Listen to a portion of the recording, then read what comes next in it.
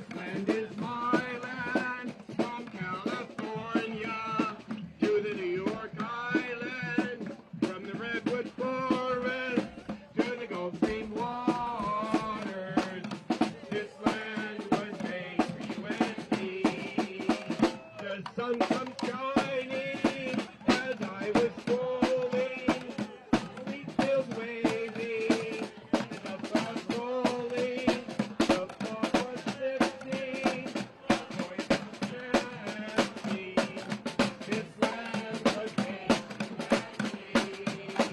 This land is your land, this land is my land, from California to New York Island,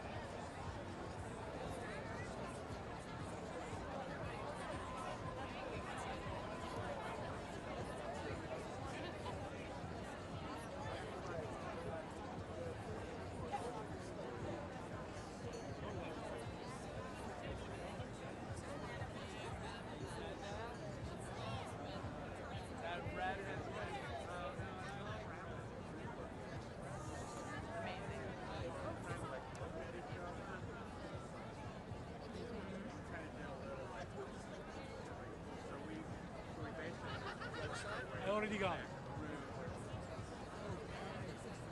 That we noticed during the show, you know, it just is so crowded in there.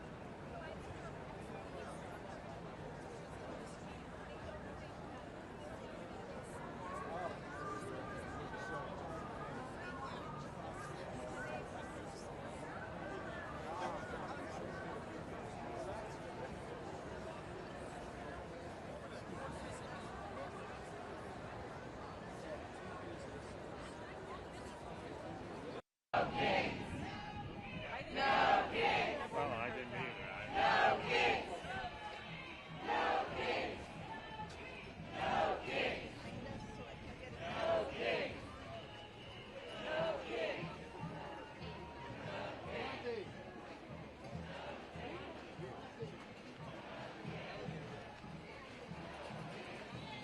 We built this!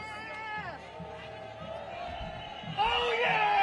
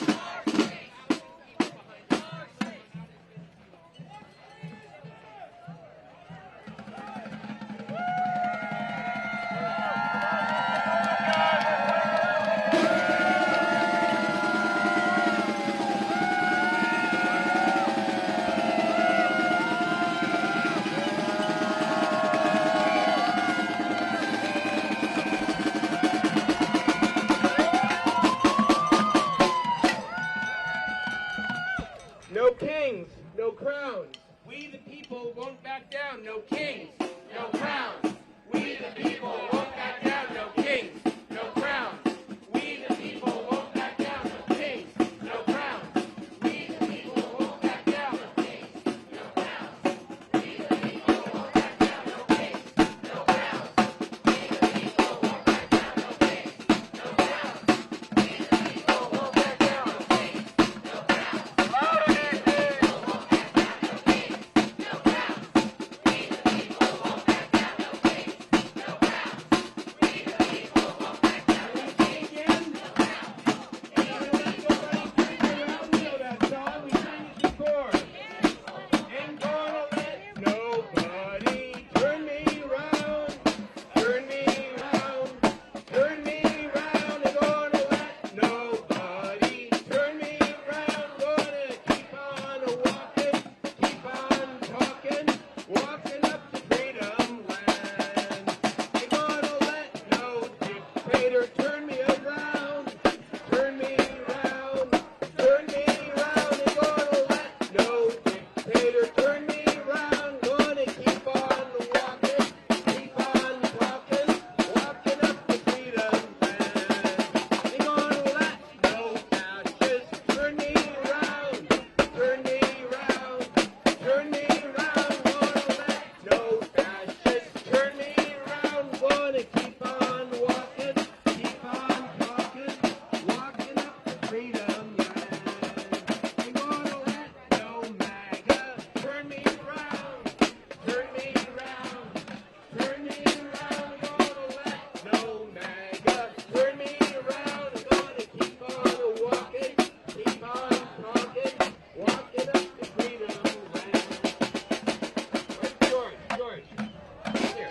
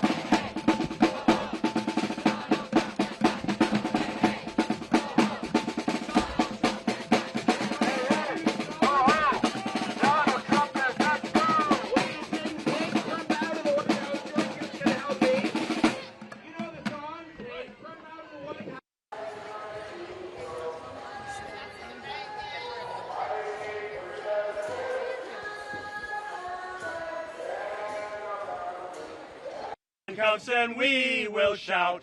We don't care if he never gets out. We say no, no, no to his king plan. We won't be subjects for him. For it's 1, 2, 3 times impeached for a would-be king. Everybody! Okay, one more time. Take Trump out of the White House. Lock him up in a jail. Get him in handcuffs and we will shout. We don't care if he ever gets out. We say no, no, no to his king plan. We won't be subjects for him. For it's 1, 2, 3 times impeached for the would.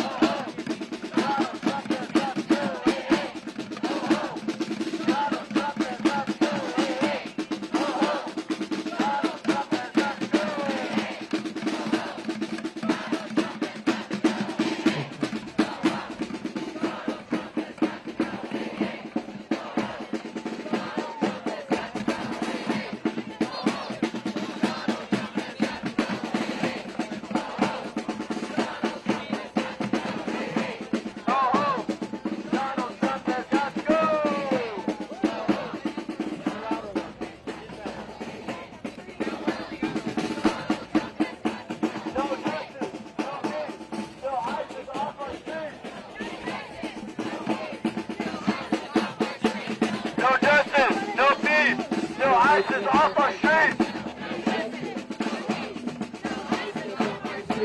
No justice, no peace, no ISIS off our streets! No justice, no peace, no ISIS off our streets! No justice, no peace, no ISIS off our streets!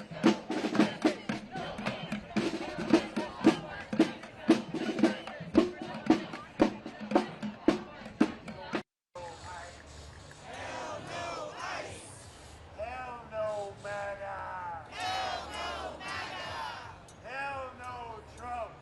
Hell no Trump! Yes to our people! Yes to our people! Yes to the immigrants! Yes to the immigrants! Yes to the trans folks! Yes to the trans folks! We protect our people! We protect our people! We protect our people! We protect our people! New York City! New York City! We protect our people! We protect our people! Move, Trump! Get out the way! Get out the way! Get out the way! Move, Trump! Get out the way! Get out the way! Get out the way! Move, Trump! Get out the way! Get out the way! Get out the way! Move, Trump! Get out the way! Get out the way! Move, Trump! Get out the way! Get out the way! Get out the way! Move, Trump! Get out the way! Get out the way! Oh, sorry, honey. Everybody wants to take a picture. Let's keep moving ahead.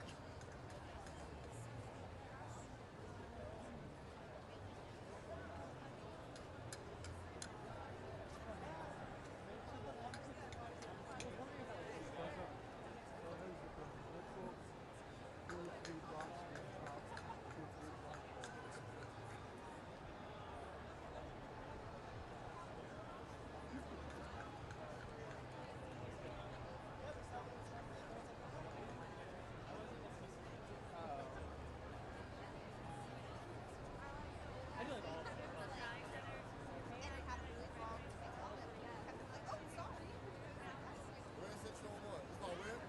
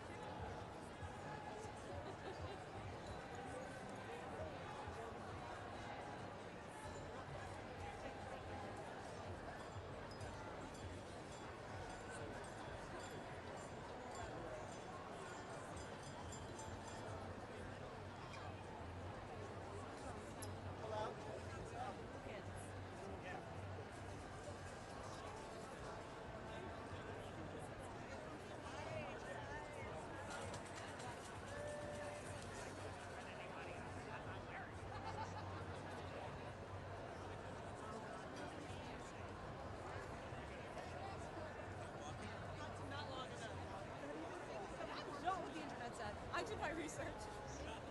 It said it was a rat.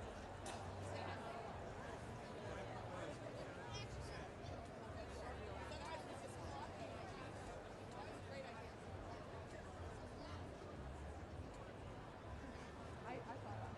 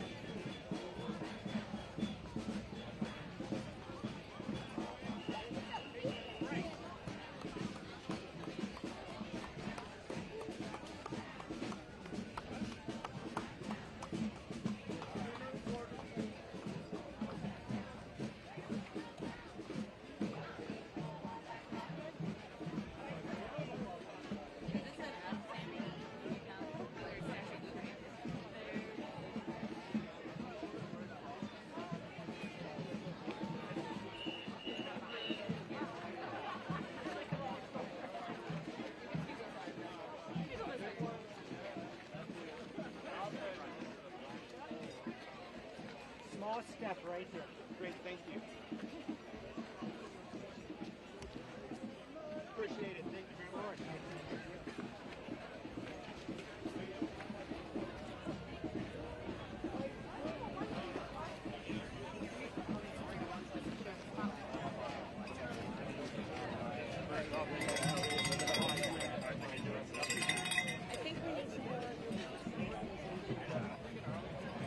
We're getting a little loose. We're playing a little loose right now.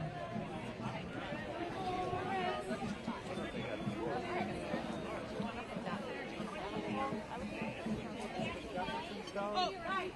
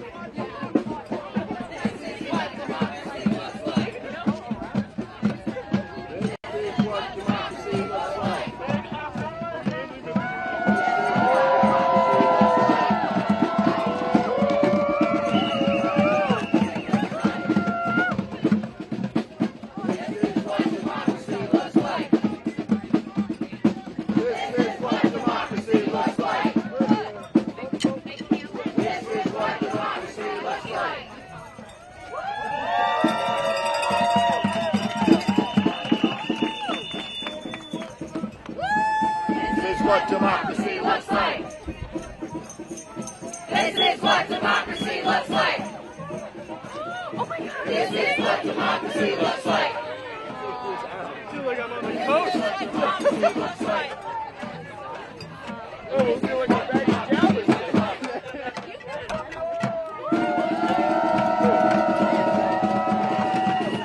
We've been to Galveston. Yeah!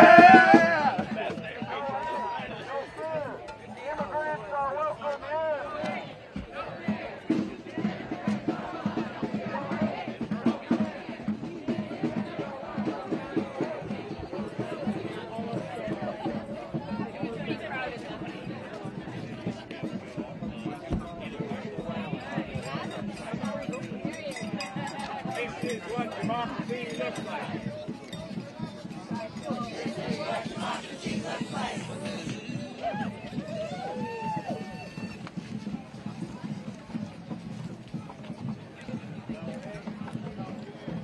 Immigrants are welcome here. No hate, no fear. Immigrants are welcome here. No hate, no fear. Immigrants are welcome here. No hate, no fear. Immigrants are welcome here. No hate.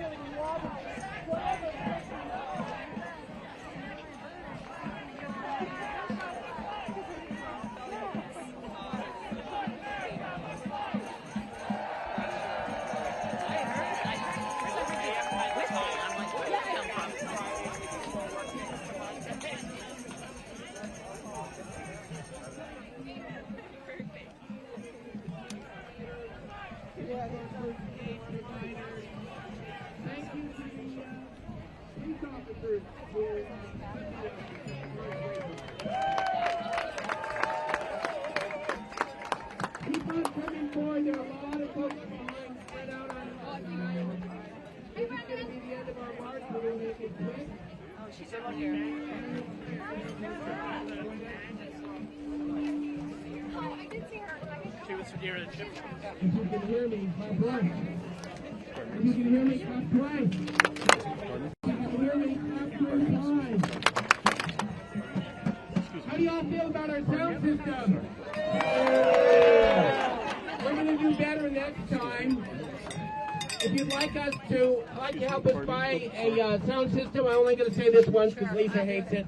We've got a little contribution box up here to defray the expenses associated with the march and buy us a better sound system. Don't feel any pressure. We also have free buttons. Big round of applause for Bob, who made enough buttons for almost everybody Incredible logistics of the march and all the banners and the signs. Bob, thank you so much. And our wonderful marshal captains, Julia and Dave, and the 20 folks who volunteered as safety marshals. Some of them for the first time. Let's give it up for the marshals.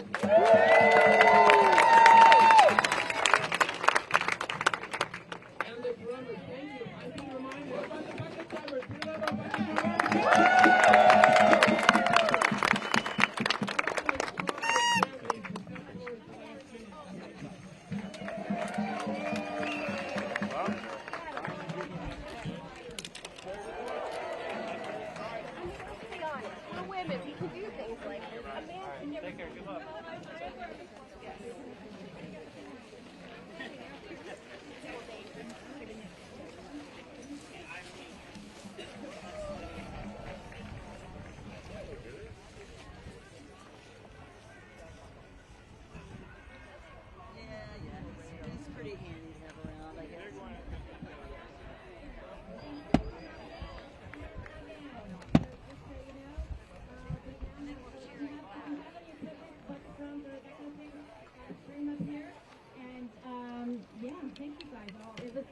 Amazing. I have never been a planner for this kind of a big march before. Well, thank you to our planners. And be counted and go, keep resisting. Take to the streets, always. Don't forget to vote. If you're a Virginian or a New Jerseyan, election's happening right now. I wanted, the signs are so creative. I'm going to give a few shout outs. Woman here's got a sign, turn it around. As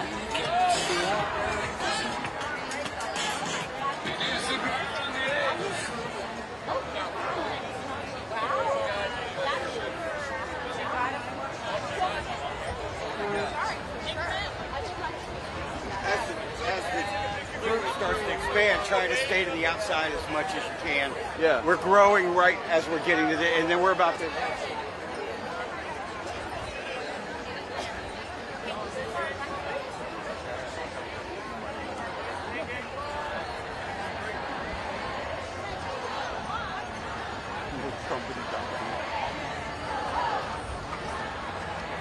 To be part of the team that designs and paints banners. Put your hand up. Anybody think that? We need banner painters. We need more people like Marcos and Sal who designed and organized the banner painting. Who here thought, maybe I could be a marshal? We're going to be twice as many people next time. We're going to need more marshals. Who here is willing to think about being a marshal? Okay, how's the future marshal? Lisa. Hey, so some of the photographers would like us to turn around so that they can get a shot looking at the Washington Monument. So if everybody can turn their signs around, that would be awesome. People with your backs against the monument. They're going to take a shot back there.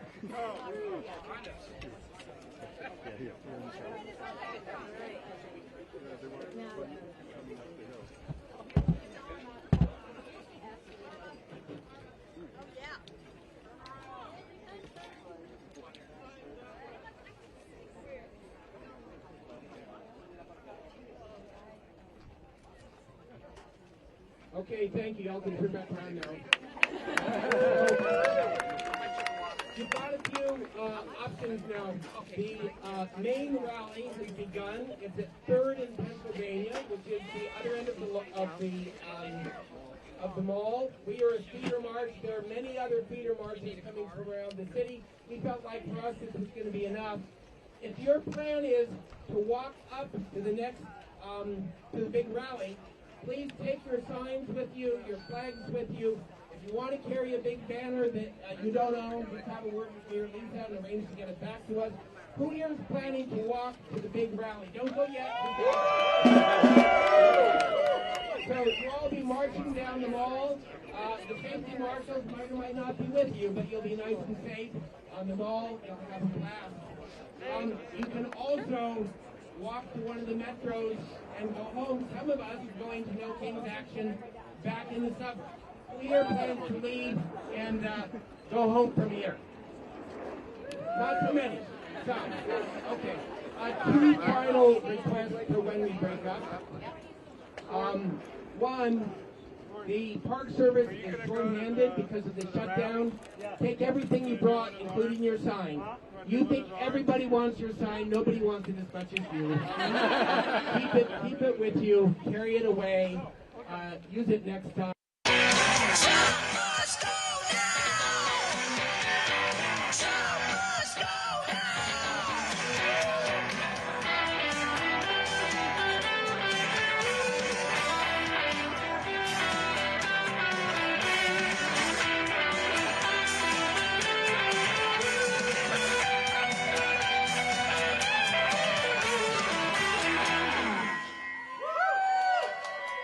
Thank you all. Thank you all. Let's hear it one more time. Trump must go now.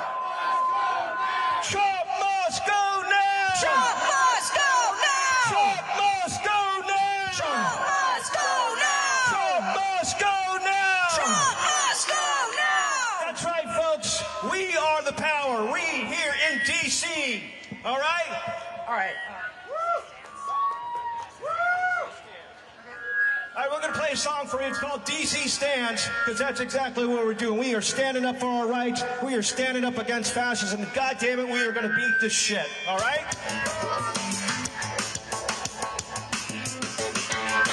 DC stands, we fight the power! Fight the power. Truth and justice this hour! Justice rings from street to street! With every step we won't retreat! Hey, ho, ho! Fascist rule has gotta go! It's gotta go. Rise up, hold the line! Rise up, hold the line. DC stands, we all unite! We call out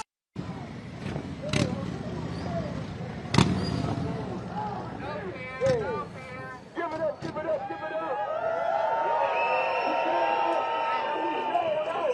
Remove the regime's contention with the massive success. We brought thousands to the streets. And now we here joining up with our brothers and sisters in No King's Day, USA!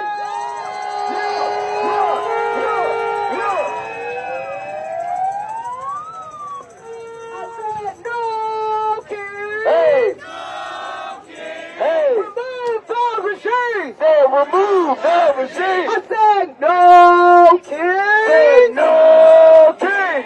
Remove the regime! Say remove the regime! Up with liberation! Up with liberation! Down with occupation! Down with occupation! Up with liberation! Up with liberation! Down with deportation!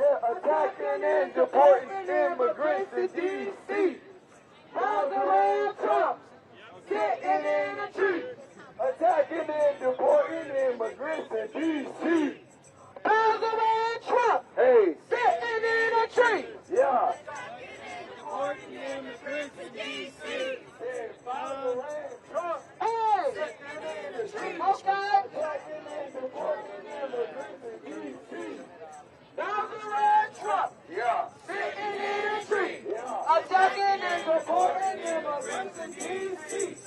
When I say stand up, you say fight back. Stand up. Fight back. Stand up. Fight back. When I say decat, you say fight back. Decat. Fight back. Decat. Fight back. When I say fight back, you say fight back. Fight back. Fight back. Fight back. Fight back. Fight back. Fight back. Fight back. Fight back. Fight back. Fight back. Fight back. Fight back. Fight back. Fight back. Fight back. Fight back. Fight back. Fight back. Stand up. Fight back. Fight back. Fight back. Decat. Fight back. Decat. Fight back. Stand up. Fight back. Stand up. Fight back. Stand up. Fight back. Decat. Fight back. Fight back. Fight back. Fight back. Fight back. Fight back. Fight back. Fight back. Fight back.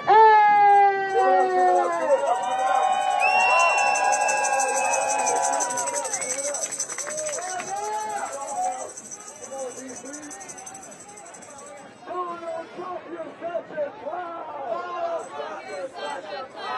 You're not welcome in this town. You're not welcome in this town. Donald Trump, you're such a clown. Donald Trump, you're such a clown. You ain't welcome in this town. You're not welcome in this town. Donald Trump, you're such a clown. Donald Trump, you're such a clown. You're not welcome in this town. You're not welcome in this town. You're not welcome in this town. You're not welcome in this town. You're not welcome in this town. You're not welcome in this town. No king.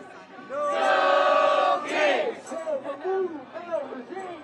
Remove the regime. There's no king. No kings. Remove the regime. Remove the regime. Remove the regime. Remove the regime. Donald Trump is his name.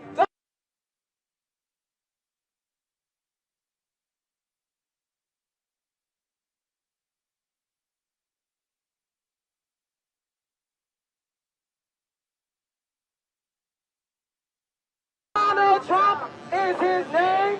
Supporting families is his game. Supporting families is his game. Donald Trump is his name. Donald Trump is his game. Jailing babies is his game. Jailing babies is his game. Donald Trump is his name. Donald Trump is his name. Killing babies is his game. Killing babies is his game. The working class is our name. The working class is our name. Protecting families is our game. Protecting families is our game. The working class is our name. The working class is our name. Fighting fascism is our game. Fighting fascism is our game. The working class is our name. The working class is our name. Defeating racism is our game. Defeating racism is our game. Defeating racism is our game. Defeating racism is our game. Feeding families is our game. Feeding families is our game. Universal health care is our game. Universal health care is our game.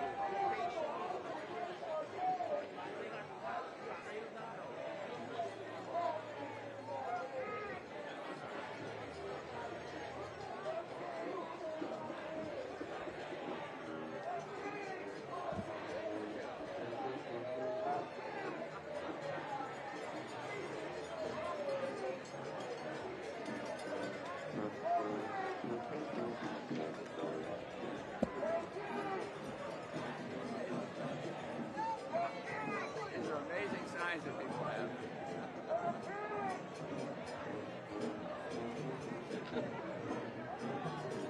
My costume's been around since the War of 1812.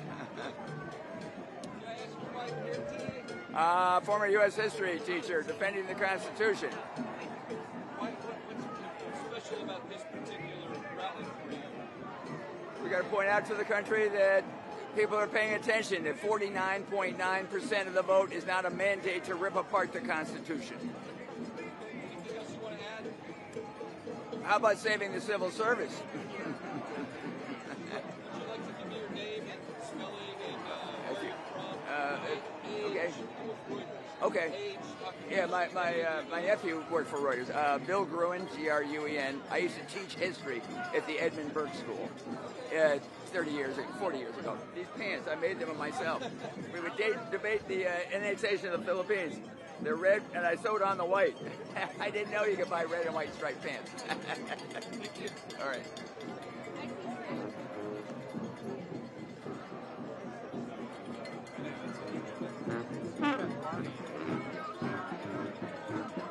Of the Trump regime, the fall of the Trump regime, the fall of the Trump regime.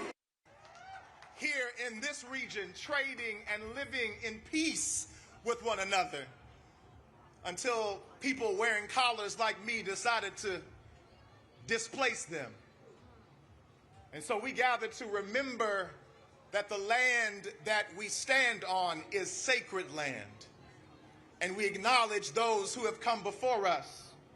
We acknowledge the descendants of formerly indentured servants, then becoming slaves who traded with those indigenous Americans on this land.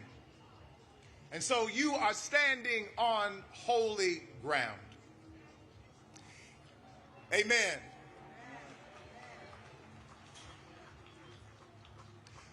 I want to give honor and gratitude to our Creator, God, and to each representative of our Creator who has gathered here today. I especially want to thank the representation of DC Clergy who stand behind me and stand with me on this stage today. Showing you, come on and give them some love.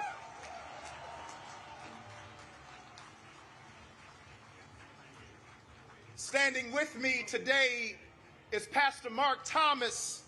Standing with me today is Rabbi Esther Letterman. Standing with me, yeah, come on, give them love. Standing with me today is Pastor Christopher Zacharias and Reverend Anthony Moore and Reverend Gail Fisher Stewart and Minister Stephanie Thomas Gordon and Brother Sim Singh Atariwa, and Reverend Terrence McKinley and Sister Nada Zaldi.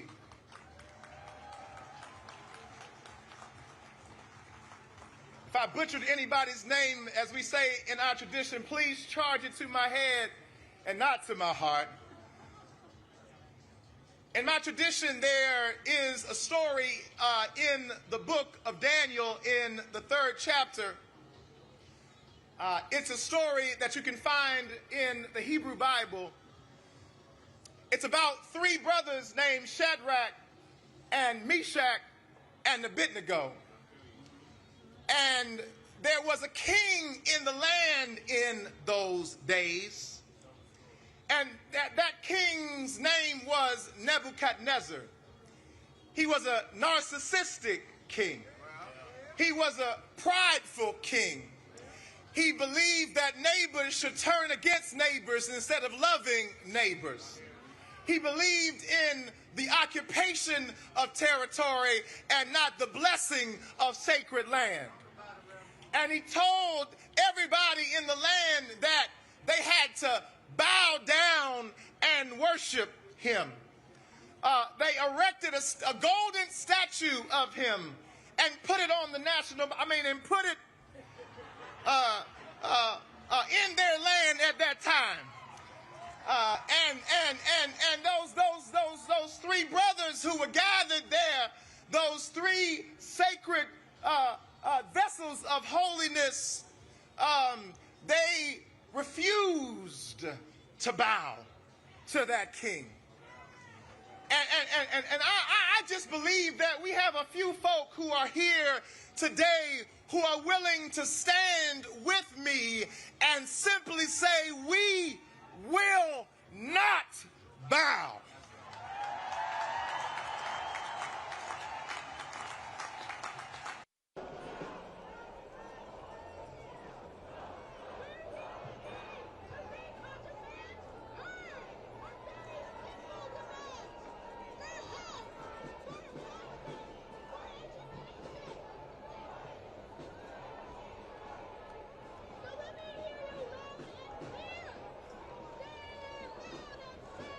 Please.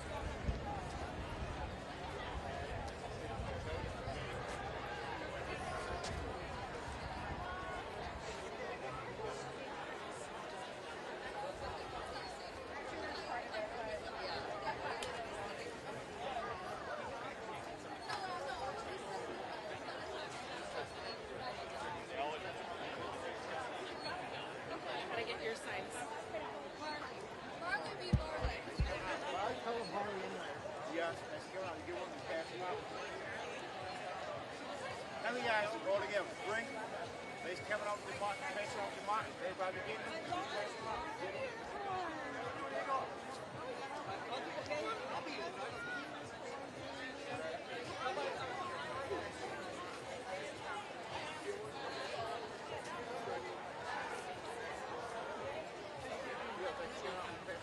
A lot of intelligence to twist their minds out.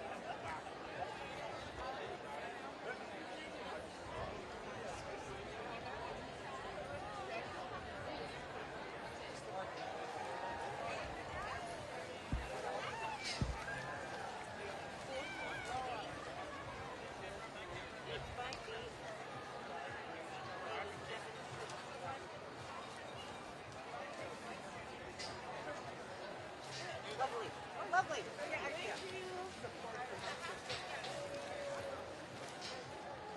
Can I get a picture? Absolutely. And two sides.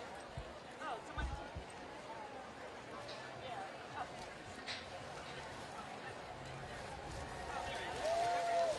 Oh, my hands are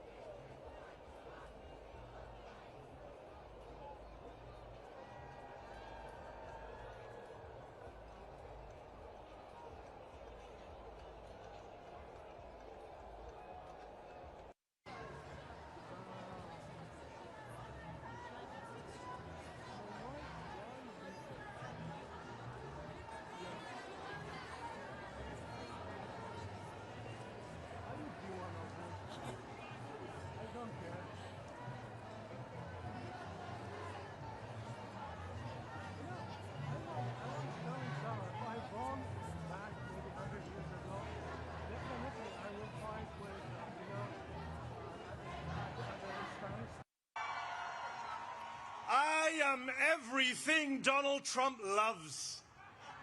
I am the Trump trifecta. I'm also a bit of a socialist. But shh, don't tell Stephen Miller. He alarms quite quickly. Can I just say, it is so heartwarming to see so many of you out here in D.C. today. D.C., make some noise. We need to make sure today that they hear us in the White House and in the Capitol. All week, I've heard Speaker Mike Johnson and Republican members of Congress say that this rally, the No Kings rally, is a hate rally. A hate rally. The people who can't get through a single day without hating on late-night comedians and overweight soldiers and Muslim politicians and Mexican immigrants and Palestinian refugees and black women and transgender kids and peaceful protesters and Mr. Fricking Potato Head, they are lecturing us on hate? Really? I'm not here out of hate. I'm here out of love. I'm here because I love this country. I love America. I love the First Amendment. I love our democracy. I love our diversity. Yes, our diversity. And I am not willing to sit back and watch our glorious American multiracial, multicultural, democratic experiment, our constitutional republic, destroyed by the guy from Home Alone 2. Not going to do it. Because I did not inherit America. I did not inherit America. I chose America. I wasn't born here. I immigrated here. And we immigrants, we love this country often more than the people who are born here because we chose to move here, live here, swear an oath to the Constitution here, an oath that the guy down the street violates every morning and every night. The great irony is, of course, that Donald Trump is the son of an immigrant, the grandson of an immigrant, and married to an immigrant. In fact, 2 of his 3 wives were immigrants, proving yet again that immigrants will do the jobs that even Americans are not willing to do.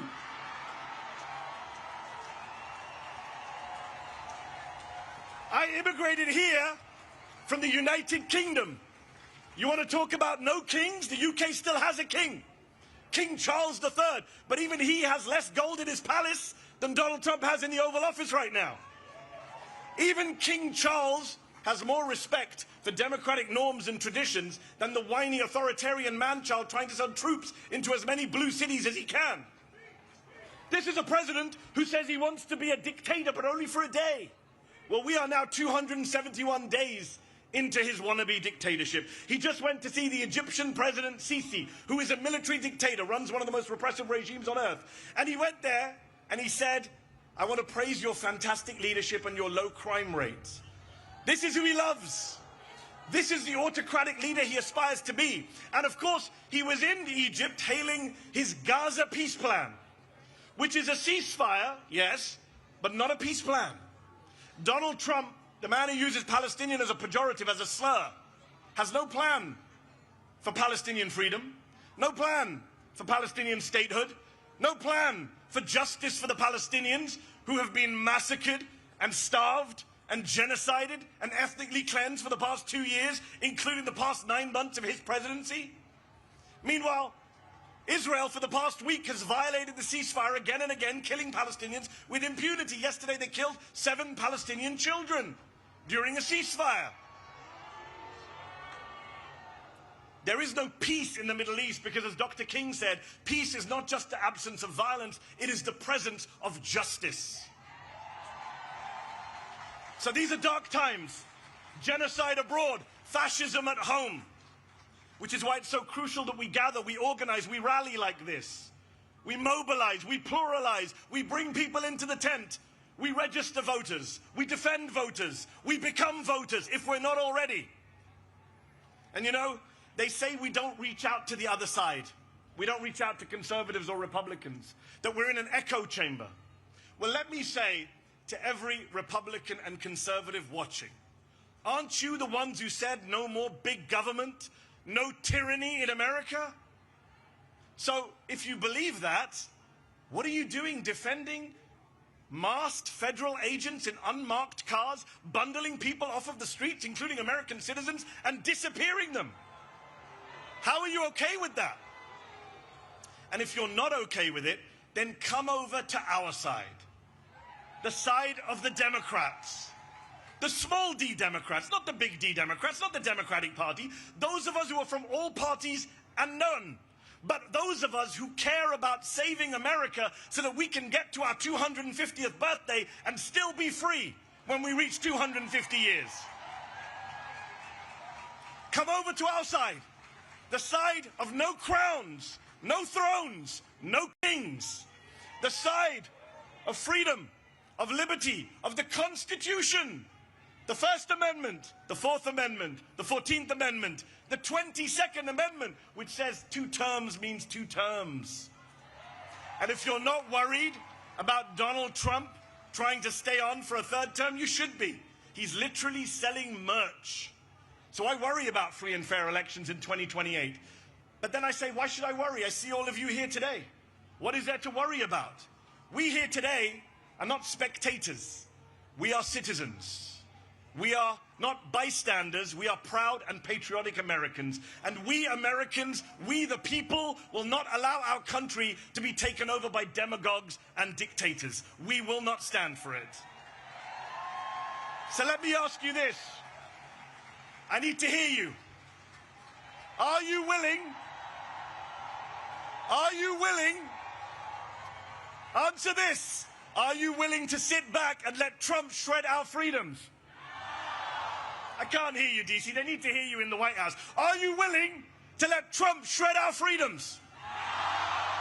Are you willing to sit back and bend the knee to fascists and white supremacists? Are you willing to be the Americans on whose watch democracy died? Good, because people power is our last line of defense. Remember this, Donald Trump has never, ever, not in 3 elections, won a majority of the vote. Never. And I'll say this to you.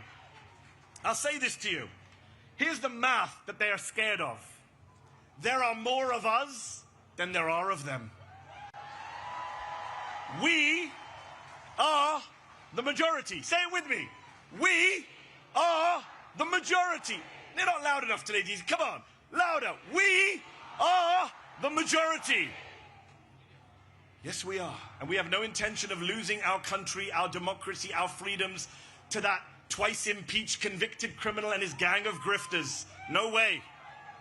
We will out-organize them. We will outvote them. We will outlast them. Because when I see you all out here today, when I see you all out here today in your thousands, in millions across the country, I have hope. I have faith that America can defeat this fascist threat, this authoritarian mania, this MAGA cult, and save our freedoms. And I also have faith and hope that one day soon, the Palestinians will be free. Thank you very much for your time. God bless you all. Ladies and gentlemen. And hope that one day soon, the Palestinians will be free.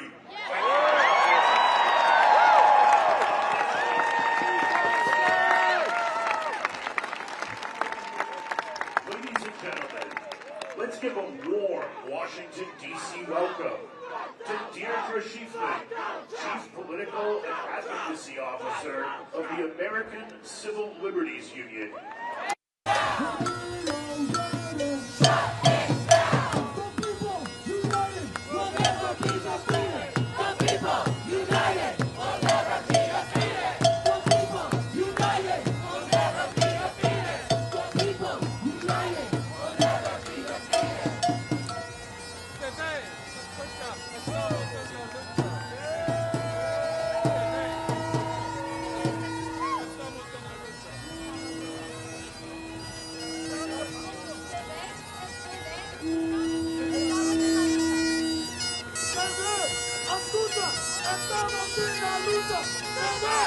escucha. Estamos en la lucha. Se ven, escucha. Estamos en la lucha. Se ven, escucha. Estamos en la lucha. Se ven, escucha. Estamos en la lucha. Se ven, escucha. Estamos en la lucha. Se ven, escucha. Estamos en la lucha. Se ven, escucha. Estamos en la lucha. Se ven, escucha. Estamos en la lucha. Se ven, escucha. Estamos en la lucha. When NYC is under attack, what do we do? Stand up like that. When NYC is under attack, what do we do? Stand up like that. When NYC is under attack, what do we do? Stand up like that. What do we do? Stand up like that. What do we do? Stand up like that. When NYC is under attack, what do we do? Stand up like that.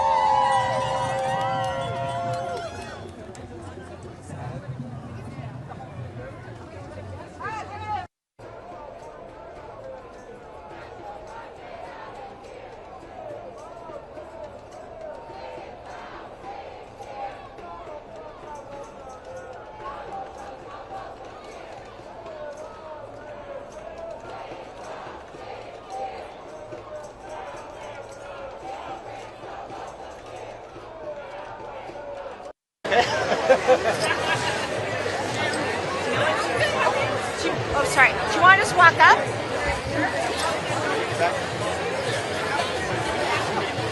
I want to thank every last one of you. I want to thank all the organizers with 5051. I want to thank Political Revolution, who's a national partner. But I want to thank our children. I want to thank our teachers. I want to thank your hearts for doing this and being out here in the street when they tried to make you afraid.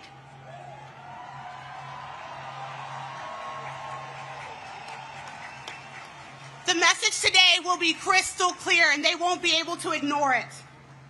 There will be no kings in America. Not today, not tomorrow, not ever. Thank you.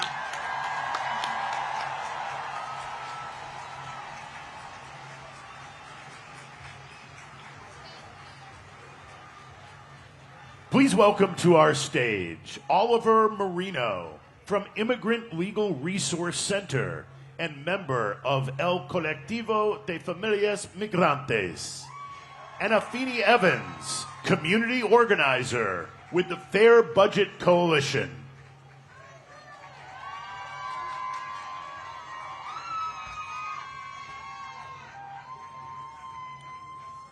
Thank you. Good morning. Earlier this year, as the Trump administration began its anti-immigrant attacks from the White House. Wall over the board. That's a great.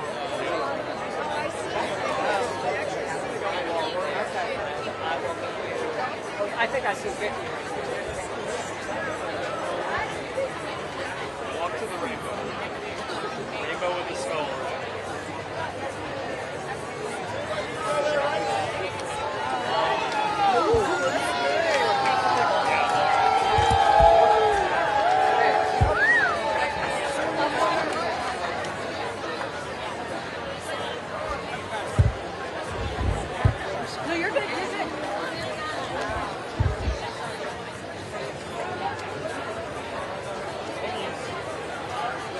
I see the red text. All right, walk.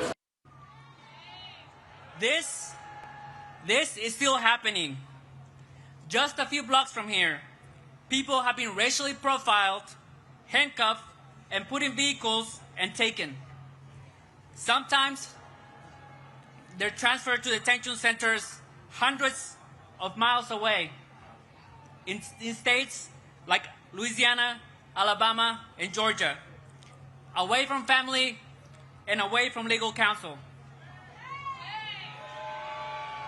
And to be clear, here in DC, the anti-immigrant attacks have come not only from the White House, but also from our own mayor, Mayor Bowser. Mayor Bowser tried to repeal DC's Sanctuary Values Act, a local law that limits collaboration between MPD, the local police, and ICE. But while politicians have failed us, it's been DC residents that have stepped up. We have seen our people go out and film ISIS abuses in the streets, share Know Your Rights information, provide mutual support to families of people detained, and organize to protect their immigrant neighbors.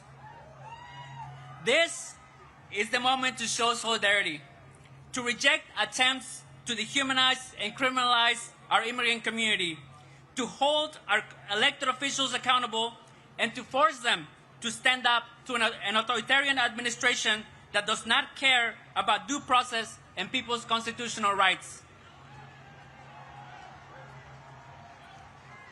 In order for the Trump administration to carry out its plans, it needs compliance from the public and from local governments. We must not comply. We need to do all that's in our power to protect immigrant families and our neighbors. We need us. We need you. We need each other to protect families, not feds. Thank you.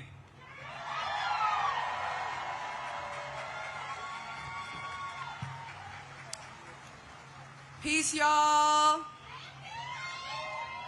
My name is Afeni, and I'm a community organizer with the Fair Budget Coalition here in DC. And this is my appeal. In 1792, when the French monarchy was abolished, the people established a new republic. When that one didn't quite work out, it was a military dictatorship, yikes. It was abolished in 1848, and a second republic was established. But that one didn't quite fit. So their third republic was erected in 1870. That republic didn't smell right, though. So they tried a fourth republic in 1946. And the republic that we are witnessing right now in France was established in 1958. My fellow Americans, I am here to tell you that the social contract in this country has been broken. Decades of movement work, progress, and struggle have been wiped out by Christian nationalists who seek dominion over every aspect of our lives. Long before I started terrorizing our streets, the police were gunning down black people in their homes, their cars, and in the streets in front of their communities. The construction of cop cities and the strengthening police state have threatened our urban centers for years.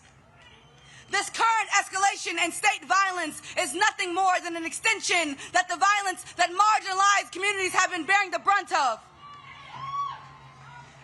This republic was sold as our American dream. Home of the free, land of the brave. Yet, it has produced the outcome that we are currently experiencing. A system that edifies oligarchs and creates false monarchs.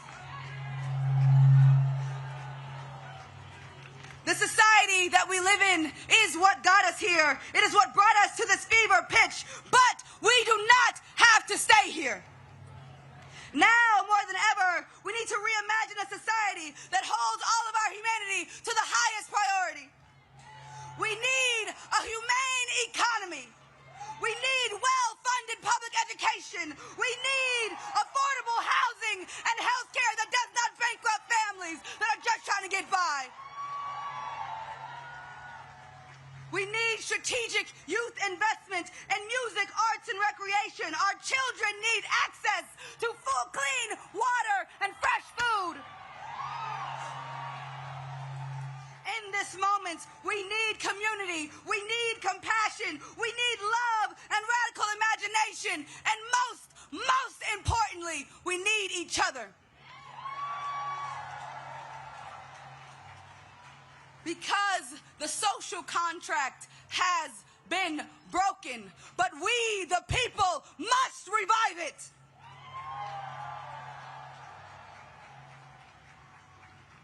We, the people, can be stewards for a land of the free. We, the people, can be brave and make this broken house into a home for all of us.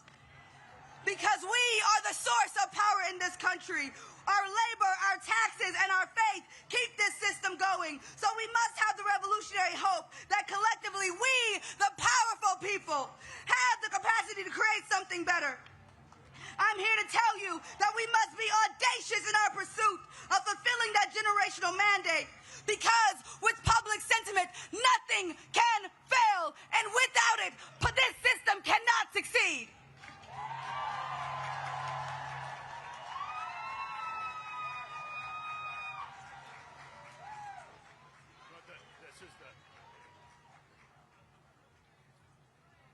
And now, welcome to the Snow King stage, an American science educator, engineer, comedian, television presenter, inventor, keynote speaker, and author. He is a respected champion of scientific literacy who has challenged opponents of evidence-based education and policy on climate change, evolution, and critical thinking. Please welcome Bill Nye, the Science Guy. Woo!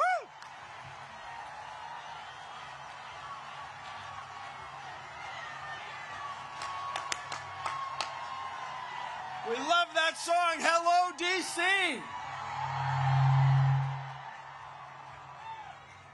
Fellow citizens, it is wonderful to see so many of us out here today.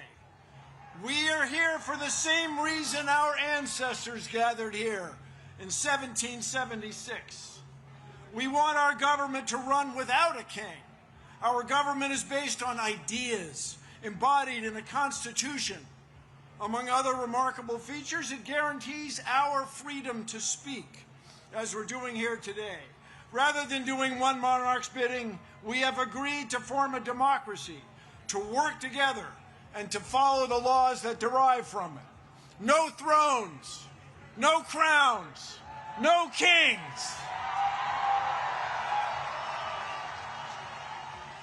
As many of you know, I am a native Washingtonian. I grew up here within the city boundaries. And when you grow up here, the affairs of the federal government are very much a part of your life. I remember well sitting on my father's shoulders and waving to astronauts as we, as a nation, celebrated their accomplishments back in 1964. In 1964, that was the first year my parents could vote for president as citizens of the District of Columbia. We still do not have voting representation in the district. Someday, perhaps. I remember well Martin Luther King's dream and Resurrection City, the plywood structures on the National Mall erected to house protesters who came to town demanding equal rights and opportunities, barely a month after Dr. King had been assassinated. I remember well the Vietnam War. The mall was shoulder to shoulder, much as it is today. Traffic stopped citywide. The protest movement expanded. There were protests around the country, and the war was ended. We are protesting in the same fashion today.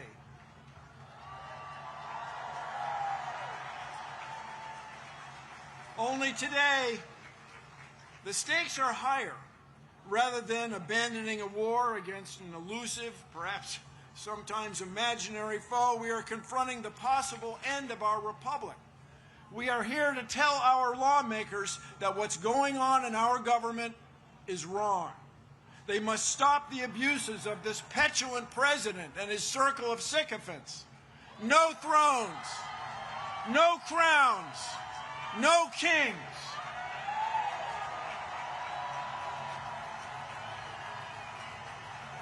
This president and his associates cannot tolerate dissent. To them, our free speech is frightening. They are arresting people and denying due process in courts. They've tried to silence television hosts.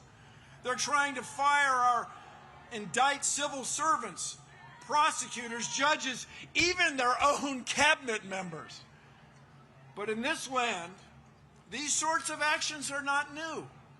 In 1776, our ancestors had had enough. They declared independence from a king by means of a document stored safely right over there on Constitution Avenue in the National Archives. Although it was conceived 249 years ago, the Declaration of Independence describes a train of abuses connected with an absolute authority, a king with absolute power. No thrones, no crowns, no kings. Their king had refused to honor the law. Their king had refused to let lawmakers be elected. The king had made court judges dependent on his will. They cited the king sending, quote, swarms of officers to harass our people. Their language referred to, quote, cruelty and faithlessness scarcely paralleled in the most barbarous of ages. Their king was trying to, quote, render the military independent and superior to civil power. Our founders even censured King George for cutting off trade with all parts of the world. Did these actions sound familiar? 249 years later, no crowns, no thrones, no king. In short, the founders believed their king was, in their words, quote, totally unworthy to be the head of a civilized nation. no thrones, no crowns, no kings. Although the United Nations has been the world's leader, and although the United States has been the world's leader in science for decades, this president and the members of his cabinet even fail to accept scientific facts. Contrary to Article 1, Section 8 of the Constitution, they do not promote the progress of science. They suppress it to the detriment of our health, well-being, and international competitiveness. It is a formula for failure. How did we get here? It hasn't been one instance of abuse of the power of executive order by this president. It hasn't been just one twist in a court ruling. Instead, it has been years in the making. Enabled by this president, a group of Confederates has worked together to undo many of our traditions and understandings of fairness and of citizens' rights. And they've done this through an odd legal tactic to overwhelm our court system with legal game after legal game, trying to hold or impound money secretly in order to let legal deadlines pass, to pretend that people they don't know, who are from different backgrounds, are somehow not quite citizens and not worthy of respect under the law. No thrones, no crowns, no kings. Let us now raise our voices. We are here demanding a return to the rule of law. Let the world know that we will suffer no king. We will put the United States back on a course to lead the world in fair governance. Together, no thrones, no crowns, no kings. Thank you all. Let's change the world.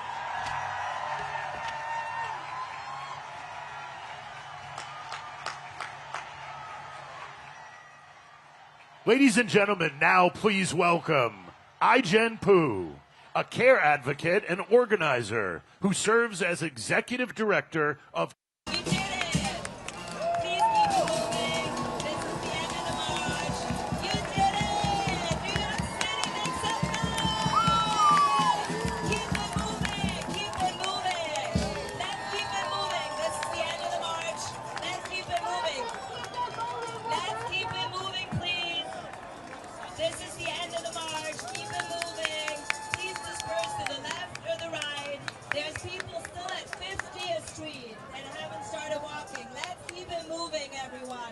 Thank you so much for coming. This is the end of the march. Please disperse to the left or the right. This is the end of the march. Please keep it moving. Yeah, please keep the intersection clear. Let's keep it moving. Let's keep it moving. Thank you so much for coming. Let's keep it moving, everyone. This is the end of the march. Thank you so much for coming. Let's keep it moving so everybody gets to disperse. Left or right? Left or right? Let's keep it moving. This is the end of the march. Thank you for coming. Let's keep it moving. Left and right. Thank you for coming. This is the end of the march. This is the end of the march. Thank you for coming. Let's keep it moving. Left and right. Left and right. This is the end of the march. Let's keep it moving. Thank you all for coming. This is the end of the march. This is the end of the march. Keep it moving. If you want to get involved and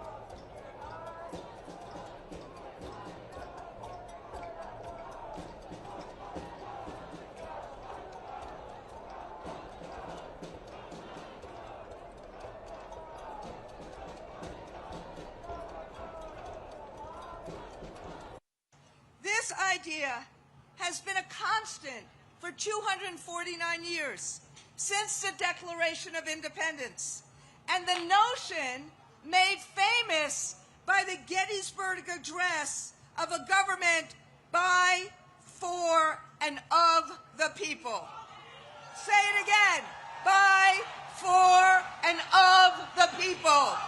Now, we know the founders were not perfect, but they had one abiding principle, and that is and was that we as a nation should never, ever again be ruled by a tyrant or a king. That was as true today as it was back then. And that is why millions of people today from all walks of life are turning out at these thousands of events. Republicans, Democrats, independents, black, brown, white, this 68-year-old Jewish baby boomer, Muslim small business owners, Christian Gen Zers. This is, as Ijen said, we are the majority of America. And what do we want? What do we want? We want the promise of America for everyone. We want a voice in our future. We are standing up in peaceful, patriotic protest, just like our founders called out. No thrones, no crowns, no kings. We are standing up because we don't want our streets militarized. We don't want our neighbors disappeared by masked Asians. We don't want our colleges forced to sign loyalty oaths. We don't want, what?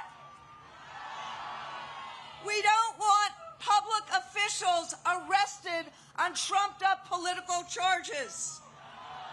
And, this is a little different, we want our federal government to fix the health care crisis that was created by the big ugly bill Republicans passed in July. We want a president who will keep health care premiums down, bring down the cost of groceries and housing, strengthen public schools, make college affordable, and embrace workers' rights. Again, what is radical about any of that? Exactly. We want the president to spend his time solving our country's problems, not settling scores with political opponents. We want a future that is based on fairness and justice and the rule of law, not chaos, corruption, or cruelty. So, I'm going to end with a couple of labor slogans here. Because, my friends, we are in an existential fight. And right now, we all have to organize and be stronger and bolder because no one is going to save us but ourselves. So, we got a lot of sayings in labor, but the first one is, when we fight, when we fight, when we fight, and the second is, the people united will never be defeated. The people united will never be defeated. The people united will never be defeated or divided. Either one is fine. So, are we united today? Will we fight for our democracy? Will we fight for the promise of America? This is about loving America, right? So we're sending a clear message to the president. Rather than smearing those calling out problems, solve those problems. So today, no kings. Tomorrow, freedom. Today, no kings. Tomorrow, freedom. The masked men to let them go home to their kids. Rapid responders and everyday citizens are being intimidated, beaten, tear gassed, simply for recording, for honking their horns, for blowing a whistle.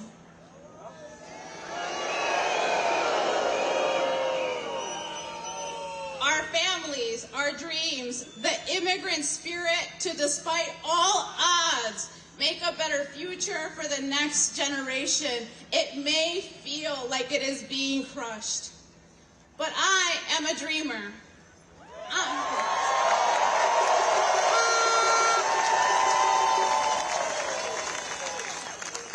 I know what it's like to come home when you are 5 years old and your dad is not there.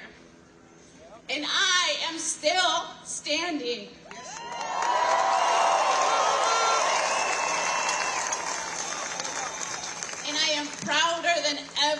to be an immigrant, and I commit to continue to fight, but I need your help. Here's how you can help. Join a rapid response network. Visit, shop, eat in our towns, in our neighborhoods. Cicero, Hermosa, Belmont Cragen, Little Village, back of the yards.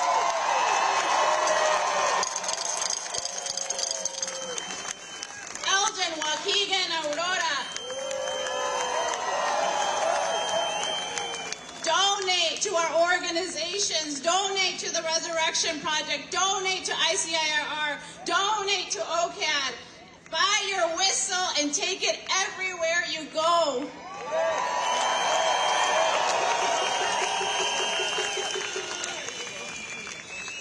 All of this will help, but we need it to stop. We need more than help. We need this to stop. So I am asking you to help us. Share the videos on social media. Make sure the world knows what is happening. Call your members of Congress and tell them this has to stop. Talk to your family who voted for Trump and tell them to call their members of Congress. Tell your boss, tell the companies you work for to take action and say this has to stop. Public opinion is shifting, but we have to make it faster.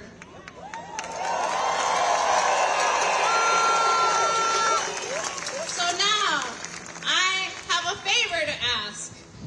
Our people are at home right now, and they are in a lot of pain. So I'm wondering if you will repeat after me and send a message to them.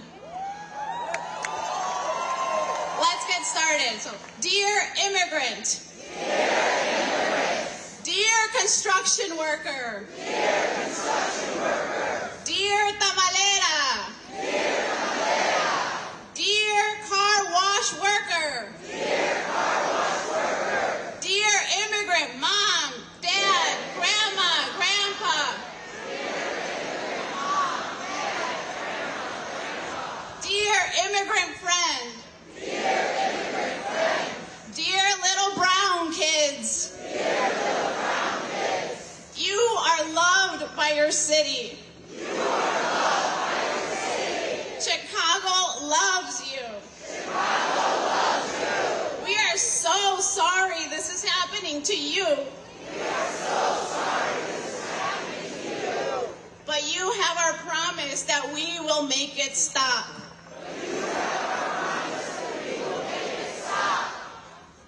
Inmigrantes, Proyecto Resurrección está con ustedes.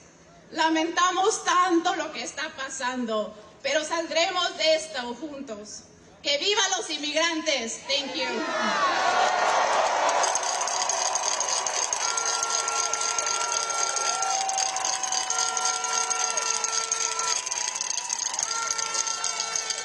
Thank you, Erendira. Our next speaker has been working to protect all Chicagoans. He has signed executive orders to resist these attacks and these unlawful attacks from the federal government. Please join me in welcoming the mayor of the great city of Chicago, Mayor Brandon Johnson.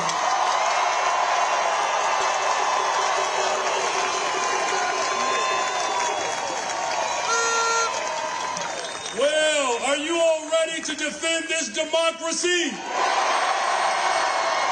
Are you ready to fight fascism?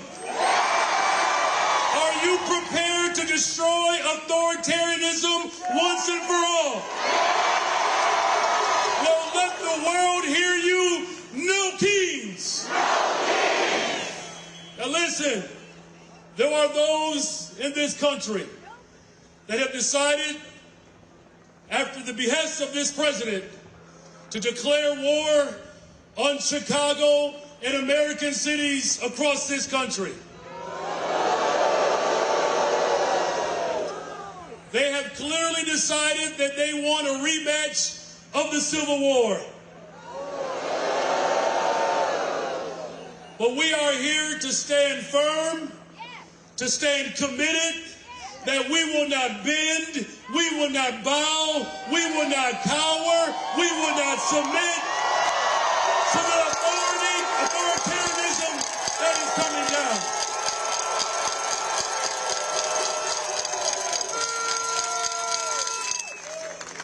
I want to make this point emphatically clear, that the attempt to divide and conquer this nation will not prevail, because when the people are united, justice always prevails.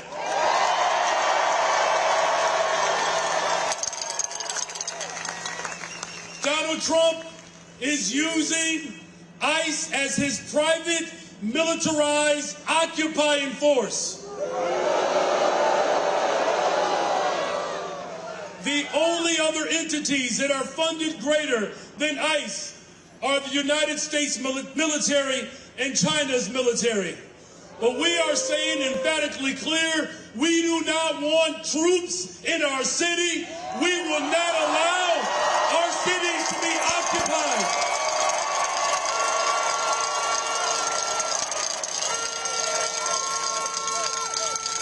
Now here's the last and final point. We have to be absolutely clear of not just what we're fighting for, but what we are looking to tear down. Donald Trump just shifted the largest concentration of upward wealth into the hands of the ultra-rich and large corporations in the history of this country.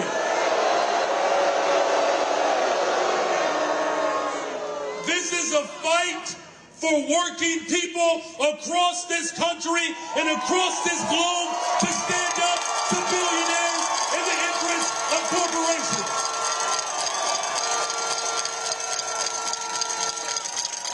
Now, there are some billionaires and corporate leaders that want us to have sympathy for them, and they have just received the greatest tax cuts at the expense of health care and housing and education and transportation and good paying jobs. So here's what we need to do in this moment. If my ancestors as slaves can lead the greatest general strike in the history of this country, taking it to the ultra-rich and big corporations, we can do the same today. I'm calling on black people, white people, brown people, Asian people, immigrants, gay people from around this country to stand up against tyranny and to send a clear message to the ultra-rich and big corporations. We are going to make them pay their fair share in taxes to fund our schools, to fund jobs, to fund health care, to fund transportation. Democracy will live on because of this generation.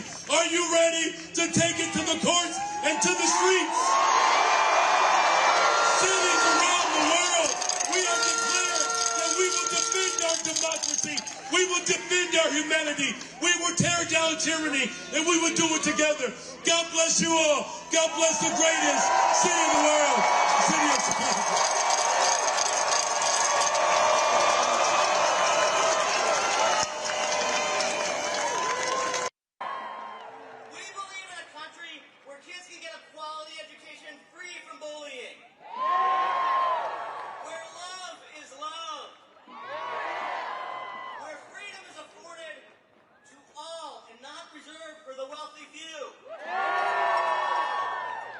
That is America at its greatest.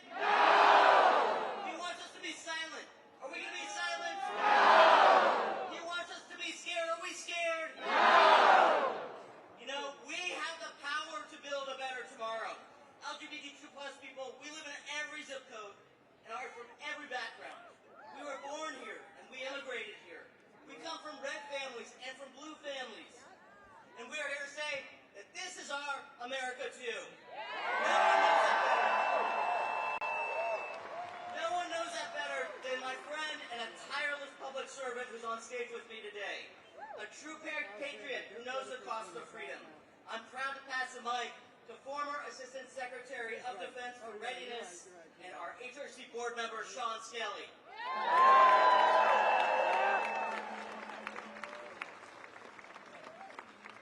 Good afternoon, D.C. As Jay said, I'm Sean Skelly, a retired Navy officer, a former Assistant Secretary of Defense, and I serve on the board of the Human Rights Campaign. I'm a proud trans woman who loves our country, who's put my life on the line for our country and our rights. And I will fight for it now using all the rights that the Constitution gives us, and I swore an oath to defend. I was proud to recently serve alongside thousands of transgender service members who have served with honor, skill, and courage. They have protected us while their own Commander-in-Chief and Secretary of Defense have vilified them and denied their right to exist. Anyone who serves in uniform deserves so much better than what this tainted chain of command has to offer. This administration targets these brave Americans because of its wanton campaign to drive me and all of my transgender brothers and sisters out of our country, out of our society, out of the protection of our laws, and into some dark, dangerous corner that they are inventing. This wannabe autocrat can't allow transgender Americans to serve honorably and successfully in our military, which is the highest regarded institution in America, when they have chosen all transgender Americans, already some of the most at-risk and vulnerable people in this country, to be their autocratic other.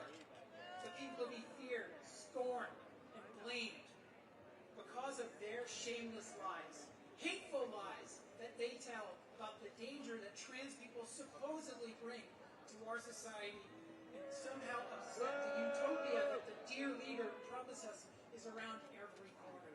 The American people respect those who put on their uniform, who protect them, and serve at the risk of their lives for people we don't even know. We're here today because generations of Americans have bet their lives and their families' future on the promise of a more perfect union.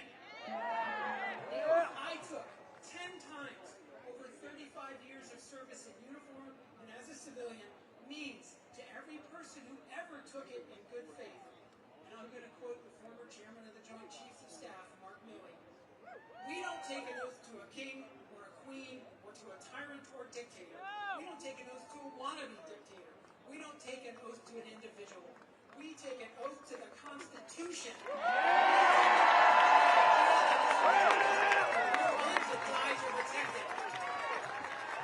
To put it simply, no kings. No kings. We demand justice for our transgender service members. We demand justice and civil rights for every transgender American. We demand justice and democracy for every single American. No kings. Thank you.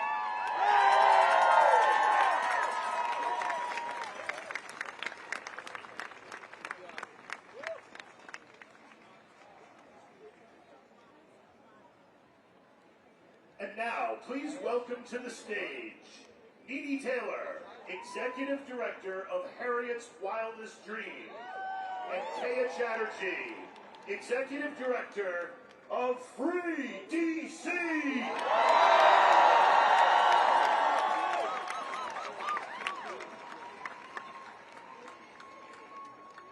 Welcome to DC. I hear y'all say, welcome to DC.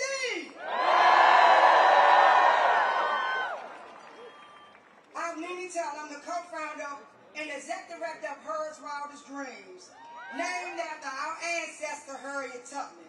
I'm also the co-founder of Free DC. I was born and raised right here in Southeast Washington, D.C.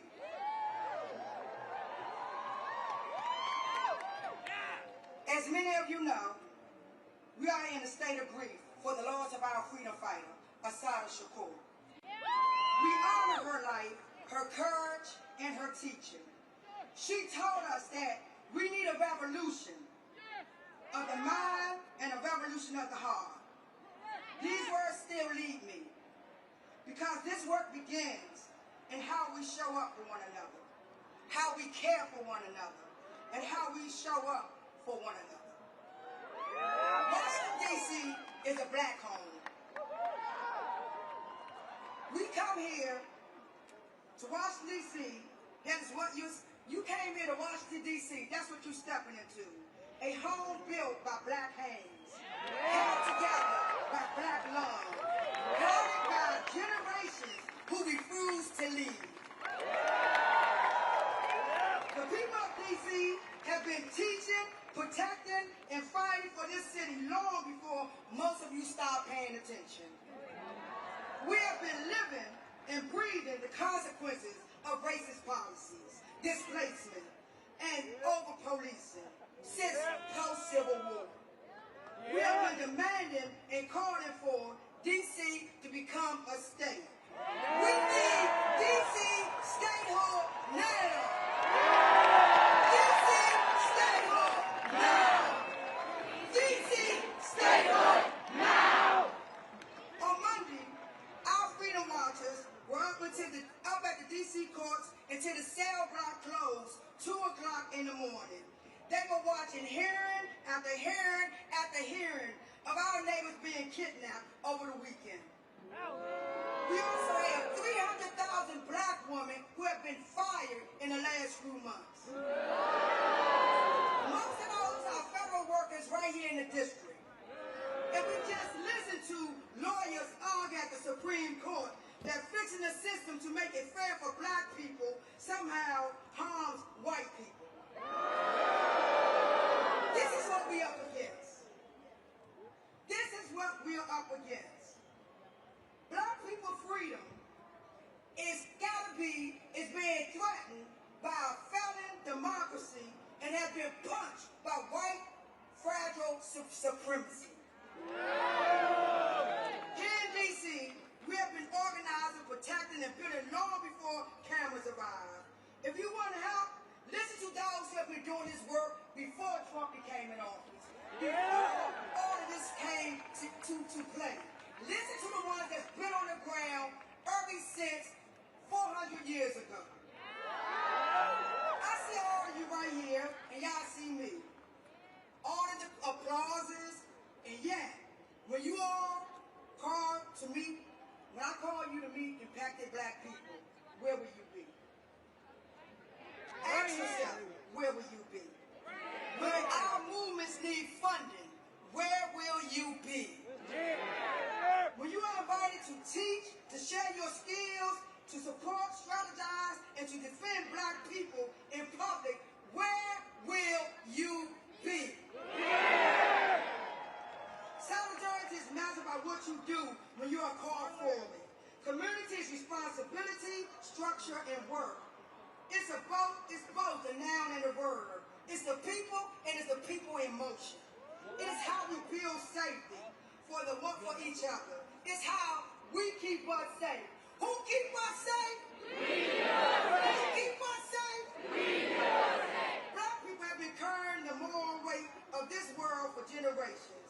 We have stood in the gap for every fight against oppression, from Palestine to right here in D.C., because we believe everyone deserves to be free. We are not free until all of us are free. A South Dakota taught me once again, weapons of mass destruction and weapons of mass love. She said it's not enough to change the system, we must change ourselves. That kind of change requires that we hold the line for one another. Protest black people in public and in private. I see you. I see your faces, just like you see mine. Will you tomorrow? Where I see you tomorrow? Where I see you next month? When more of our rights are being stripped, and more of our black bodies are put in cages. Don't watch from the shadows. I charge you. I charge you to be on the front lines.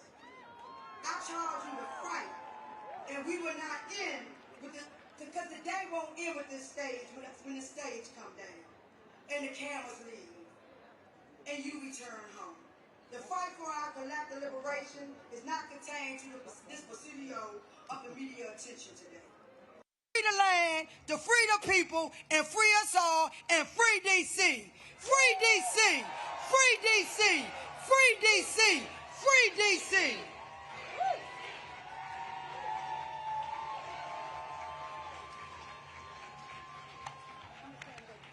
All right, my name is Kaya Chatterjee. Thank you so much, Nini. I am with Nini, one of the co-founders of Free DC and the executive director of Free DC.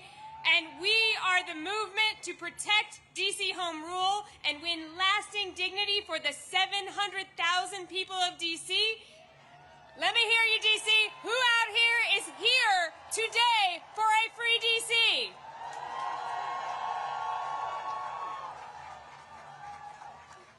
So DC needs to be free because what we are doing here today, right now, would not be possible otherwise. This president wants to silence dissent. He wants to silence protest. He wants to do that everywhere, and we saw him try to do that this week. President Trump and his allies lied about this very event that we are attending right now. He tried to get us all to stay away from here. But did we do that?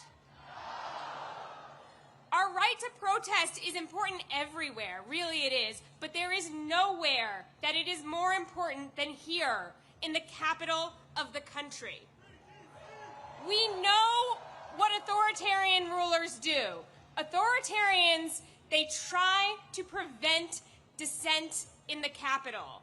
They want to control capitals. They have tried to control capitals through the history of time and space because controlling a capital is a way to control a nation and a way to prevent the transfer of power. This president is no different from those authoritarians, and we saw that on January 6th, right? We saw that. And this president started attacking DC again the day he took office again. Today, we are in our third month of military occupation by armed forces from multiple other states in D.C. There are gangs of federal agents who are attacking our communities. And we've heard from so many people today that they've attacked our unhoused neighbors. They've attacked our immigrant neighbors. They've attacked black and brown neighbors. They've attacked our cultural institutions. They've attacked thousands of people who serve as federal workers. They've tried to take over our local police department. They put a disgraced Fox News host in charge of our local prosecutions. And on top of that, their allies in Congress are trying to pass dozens of bills, more than 24 budget riders that take away basic rights from the people who live in the capital of this country. This president is trying to instill fear among the people here. Exactly. We won't let him. We know better than that. We know better than that. We know what to do, right? We know what to do. The people of D.C. are joyful. If you could see what I see right now, you would see an amazing crowd all the way back to the White House full of joy. The people of D.C. are powerful. We are going to use that power. We have what it takes here in D.C., not just to resist this tyrant, but to actually take him out of power and win. And I want to say, I'm not just talking about voting. I'm not just talking about attending rallies. I'm talking about organizing now like our lives depend on it.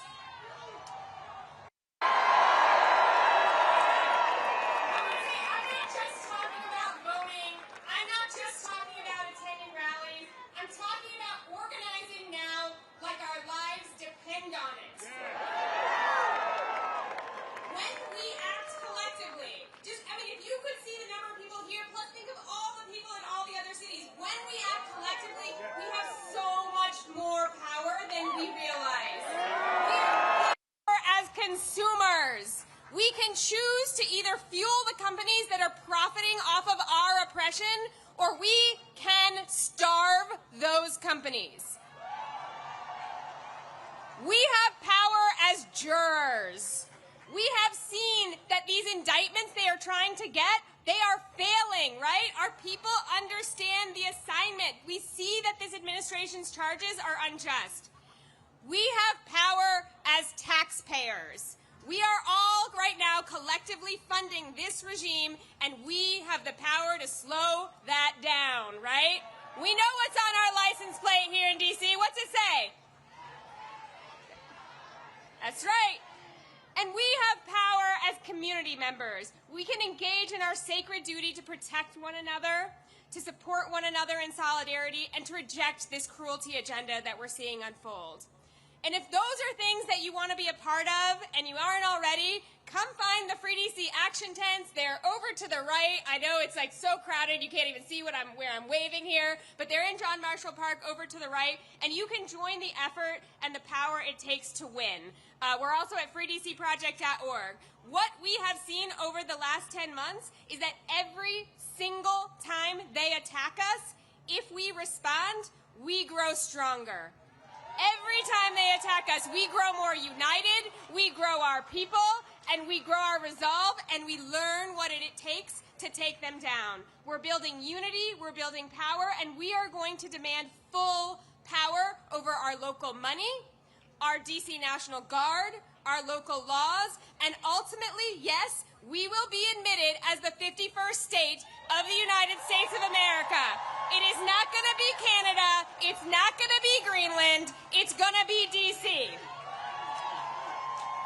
And our entire national democracy will always be at risk until that happens, until we actually protect the capital of this country. And that means that everyone across this country needs a free D.C. From Ward 1 to Ward 8. From Los Angeles to Chicago, from Memphis to Portland, we are more united now than we have ever been. We are united against deploying the military against our people. We are united against attacks on our democracy, and we are united against this agenda of cruelty that we are seeing unfold before our eyes. Together, we, the people here today, and all our friends we organize, we're going to bring it to an end. Free D.C.! Free DC! Free D.C.! Free DC!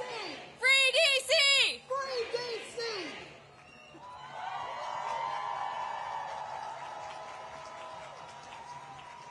Washington, D.C., please welcome to the stage Leah Greenberg and Ezra Levin, co-founders of Indivisible.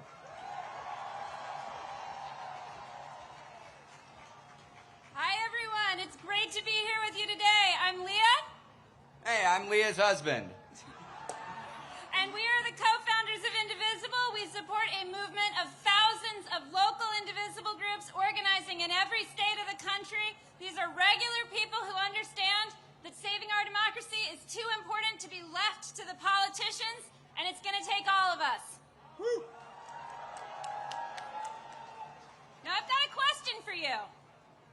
How many kings do we have in America? That's right. We are in the middle of a sprint by Donald Trump, Stephen Miller, their MAGA cronies, to consolidate power and bully American society into submission. They have come for corporations and billionaires, for law firms and universities, for media and civil society.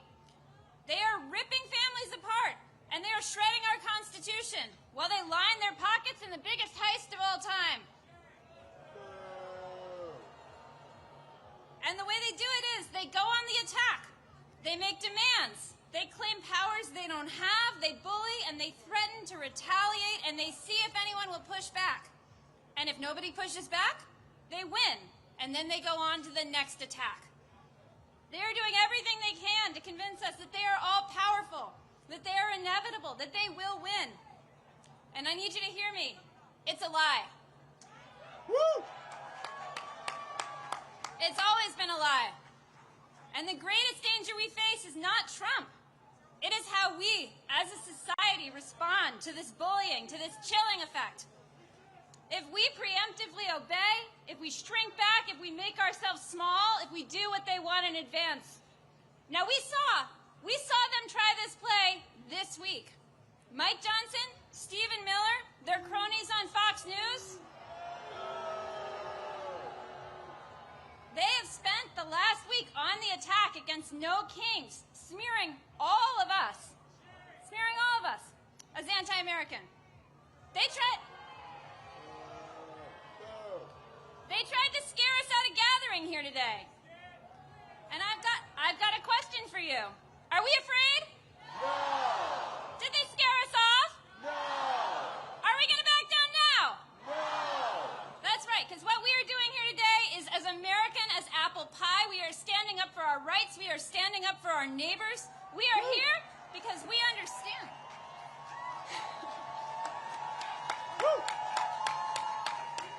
We are here because we understand that when a tyrant threatens your right to free speech, you call his bluff and you stand up. In every action and every day, we defy the regime. So I've got something to say to Mike Johnson, Speaker Mike Johnson, who spent all week smearing regular Americans. There are nearly a dozen No Kings protests happening across your district today. And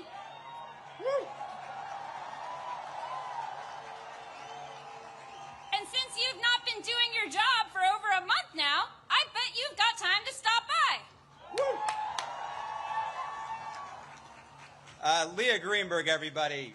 My God. Look, Leah is my spouse. She's my partner. She's the co-executive director of Indivisible. She's the real strategic brains behind Indivisible. We are indebted to her for her strategic vision. I'm biased, but I think we all agree. Look, I'm just here to tell a story. And I think it's important for us to tell the story of these First Amendment rights that Leah is talking about. And this story I want to tell is about the first No Kings Day. Who here was at the first No Kings Day? Whoa. No, I don't think y'all were there. This was a quarter of a millennia ago. This was 250 years ago, 1775. They called it the Continental Congress. They didn't have the branding we did. But it was the first No Kings Day protest. What they did, they brought themselves together in opposition to this would-be monarchical ruler who was steamrolling the American public. He was occupying and invading American cities. He was terrorizing American communities. He was picking out his favorites and persecuting his political enemies. He didn't believe in democracy at all. Can you imagine? Can you imagine such a ruler over America? It was bleak. It was bleak. So what did our fellow Americans do? They put together a No Kings rally to give us a constitution. That's what they did. That's our history. Whose history? Whose history? Whose history? Look, this is a big experiment in self-government, a government of, by, and for the people. Nobody here is under the illusion that this was a perfect union. That's not what we created. This was a compromise of rich men, of white men, of slaveholding men. But this imperfect union that they put together, it also gave us some fundamental rights to make it more perfect. Who has been using those rights? The abolitionists, the suffragists, the heroes of the civil rights movement, the leaders at Stonewall, the leaders in the Dreamer movement, and all of us here. All of us here. Whose rights? Our rights. Whose rights? Ben Franklin, that lovely Benny, what did he say? Benny told us all, when asked what they had created, he said, a republic if you can keep it. Who's going to keep this? Who's keeping this republic? That's right. We love this country enough to demand more of it. You know who doesn't want us to make any demands? This regime. The tech fascists, the billionaire backers, they want us lazy and pliant and docile. They want us alone and afraid and powerless. Are we powerless? No. Are we alone? No. Damn right we're not. As I stand here today, Elon Musk, remember that guy? He's out of the White House. Jimmy Kimmel, back on air. And for the last week, this regime has been quaking in its jackboots at the thought of 200,000 people in D.C. outside the Capitol where Mike Johnson isn't working and hasn't been for the last month. You know what it turns out? It turns out that we're braver than the billionaires. Who's braver than the billionaires? Who's braver than the billionaires? This is my favorite part, folks. I get to name some names. Jeff Bezos, who took a respected pro-democracy institution that had the slogan of democracy dies in the darkness, and he turned the slogan into corruption, capitulation, cowardice, shame. Respected pro-democracy institution that had the slogan of democracy dies in the darkness, and he turned the slogan into corruption, capitulation, cowardice, shame. Y'all see this guy in the news, the head of Salesforce, who's welcoming troops into San Francisco? This guy who is begging to give artificial intelligence to ICE to triple their size. Zuckerberg, end of story. Need I say more?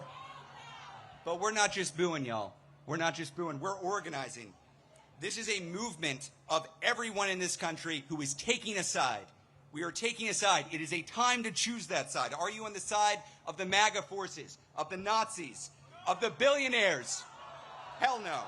So I ask businesses, universities, churches, which side are you on? We're on the people's side. Which side? Look, nobody on this stage has told you there's no need to have fear. We see what this regime is doing. We see them rallying their sabers. We see them sending troops into communities. We see them zip-tying children and dragging them out of apartments. We see this. This movement, the 200,000 of us here, this movement is not a fearless movement. It's better than that. It's a brave movement. The other side wants to suppress dissent, chill free speech, and come after their opponents. We're not here because we're fearless. We're here because we're better than fear. We're braver than billionaires, and we're bigger than ever before.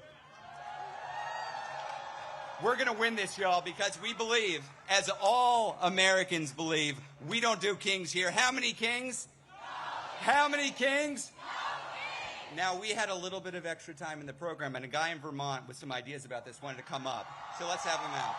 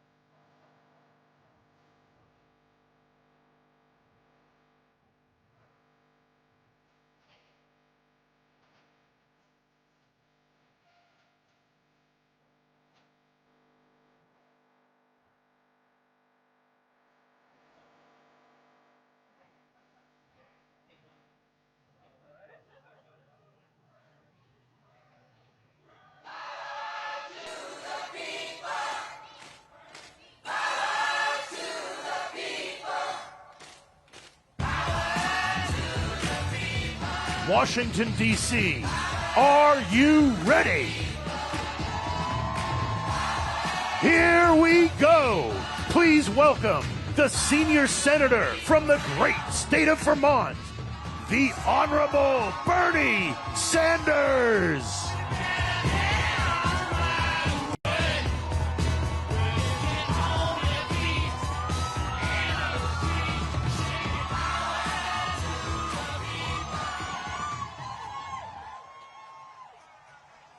Thank you, Washington.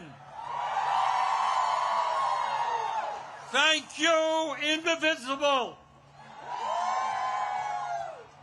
Thank you to the millions of Americans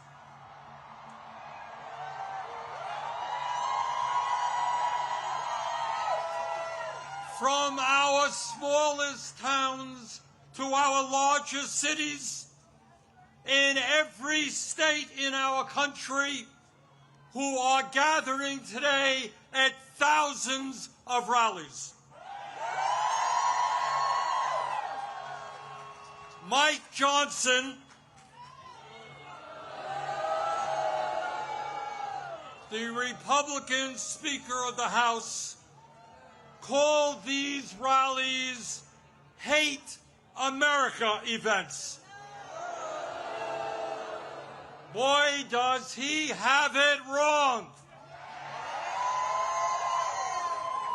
Millions of Americans are coming out today not because they hate America. We're here because we love America.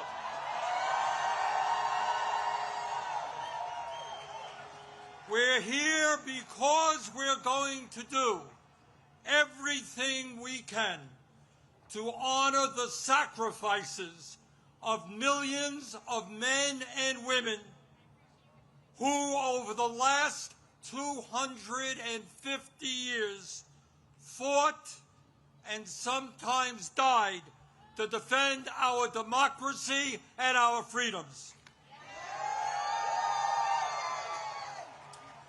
In 1776, with extraordinary courage, the founders of our country announced to the world that they would no longer be ruled by the King of England, a king who had absolute power over their lives. They demanded freedom.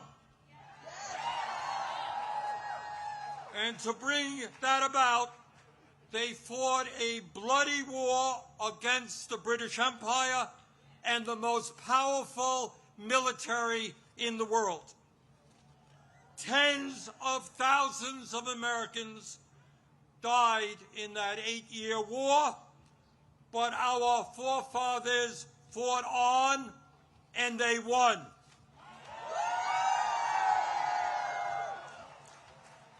And in 1789, after winning that war, they did something extraordinary. They established the first democratic form of government in modern history. They said loudly and boldly to the entire world, no more kings. In America, they said, we the people will rule. And today,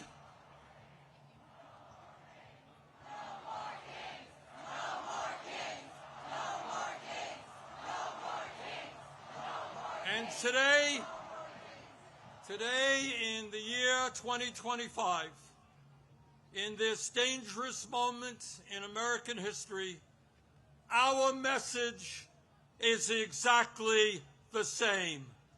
No, President Trump, we don't want you or any other king to rule us. Thank you very much, but we will maintain our democratic form of society.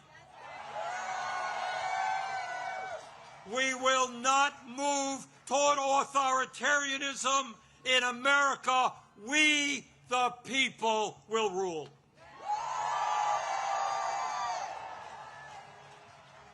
When he was sworn in as the nation's first president, George Washington called this attempt at self-government, quote, an experiment entrusted to the hands of the American people, end quote. My fellow Americans, in an unprecedented way, that experiment is now in danger. It is in danger when we have a president who wants more and more power in his own hands and in the hands of his fellow oligarchs. It is in danger when we have a president who claims that peaceful protests in Portland, Oregon, or Chicago, Illinois, is an insurrection and calls in the U.S. military,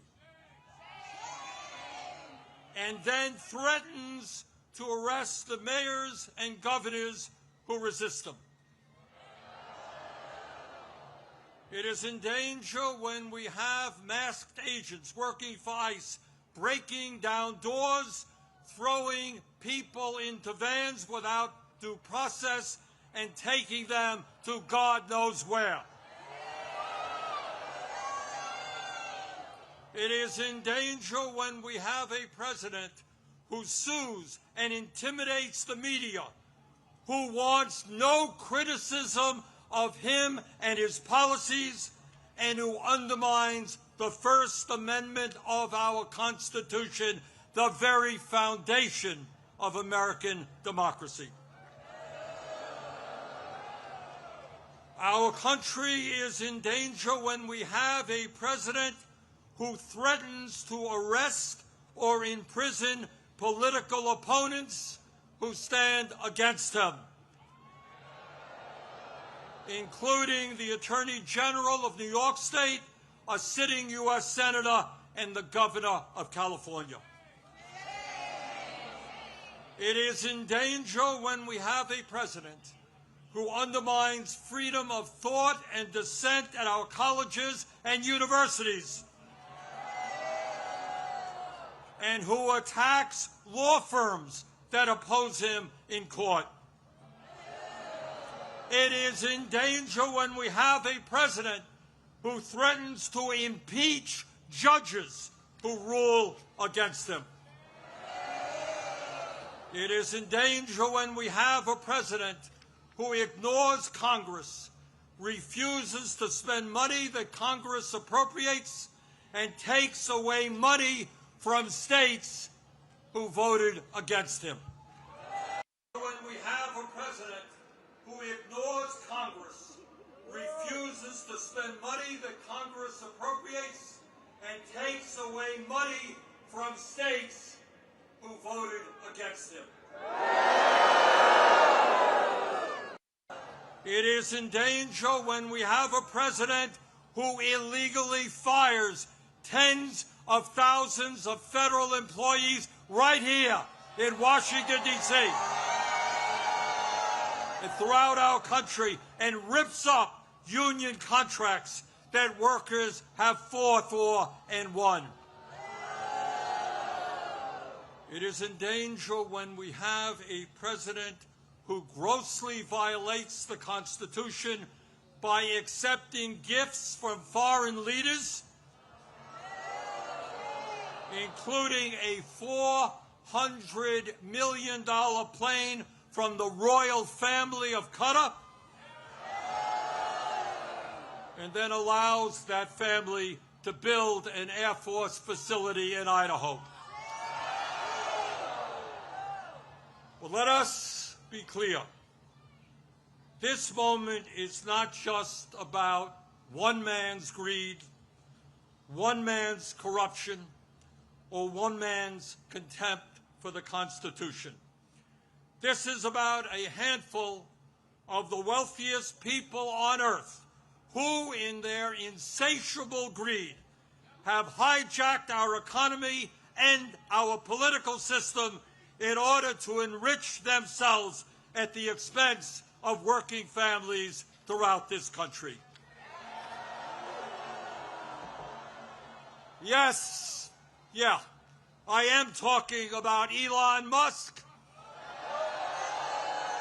Jeff Bezos, Mark Zuckerberg, and the other multi-billionaires who was sitting right behind Trump when he was inaugurated. Remember that? The very same billionaires who funded his campaign, who have bestowed gifts upon him, and who have seen huge increases in their wealth and power since Trump took office. Yes, I am talking about the insanity of one person, Mr. Musk, owning more wealth than the bottom 52% of American households. I'm talking about the incredible injustice of the top 1% in America now owning more wealth than the bottom 93%. I'm talking about the richest people in America becoming much, much richer, while 60% of our people live paycheck to paycheck, struggling every day to pay their rent and mortgages, pay for child care and education, pay for their health care and prescription drugs, afford decent quality food for their kids, and maybe, just maybe, put aside a few bucks for their retirements. I am talking about our nation, the richest country in the history of the world, having the highest rate of childhood and senior poverty of almost any major country on earth. I am talking about our great nation having 85 million Americans uninsured or underinsured, and 800,000 people who are homeless, including people a few blocks from here. All the while Mr. Musk is on his way to becoming a trillionaire. I am talking about the incredible danger of the richest people in this country pouring hundreds of billions of dollars into artificial intelligence and robotics, which in the next decade will decimate tens of millions of jobs for the American working class. I'm talking about a billionaire class who believe that they have the divine right to rule, and who not only want massive tax breaks for themselves, but who reject any form of accountability or checks on their power. My fellow Americans, we rejected the divine right of kings in the 1770s. We will not accept the divine right of oligarchs today.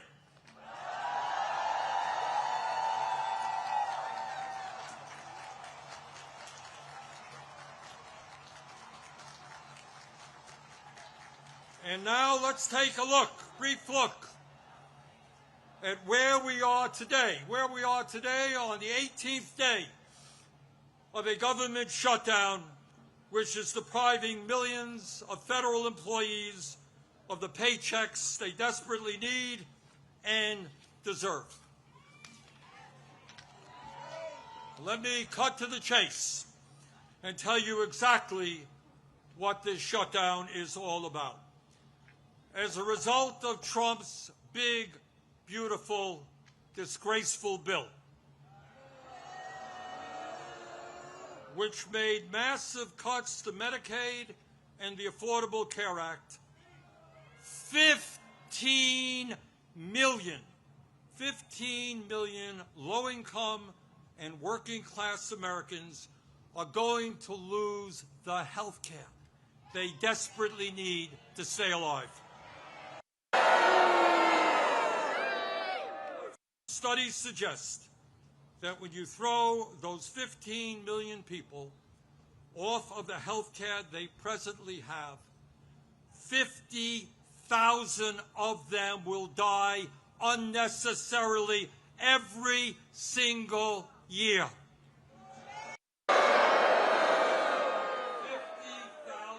Americans will die unnecessarily every single year. That's not all.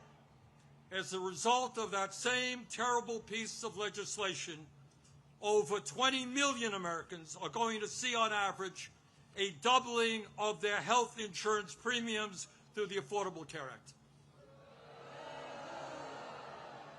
In my state of Vermont just the other day, people received notices from insurance companies that their health care premiums in some cases would triple or quadruple.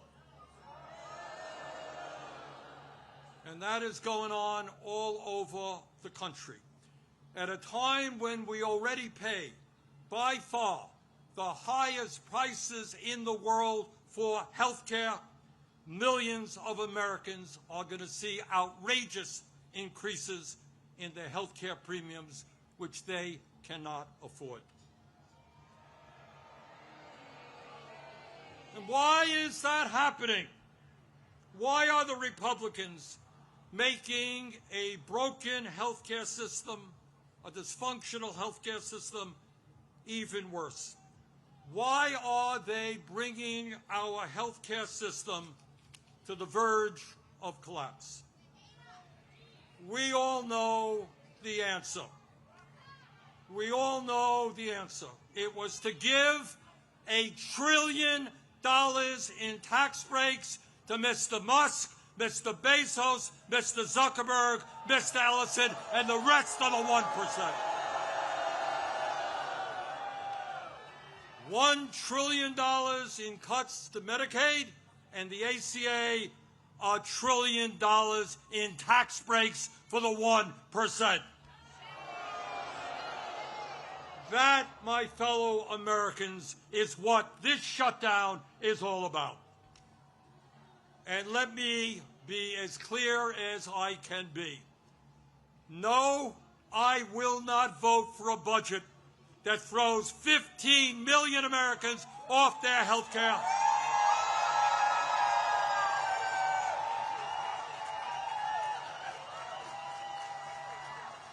No, I will not vote for a budget that doubles premiums for 20 million Americans. No, I will not vote for a budget that forces nursing homes, rural hospitals, community health centers to lay off staff and close their doors throughout this country. All to give huge tax breaks to the billionaire class. So today, right now, I say to my Republican colleagues, come back from your month-long vacation.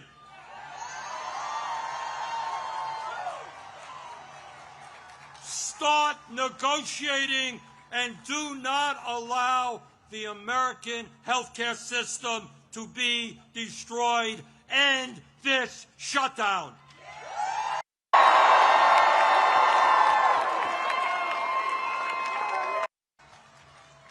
My fellow Americans, we are the greatest country in the history of the world.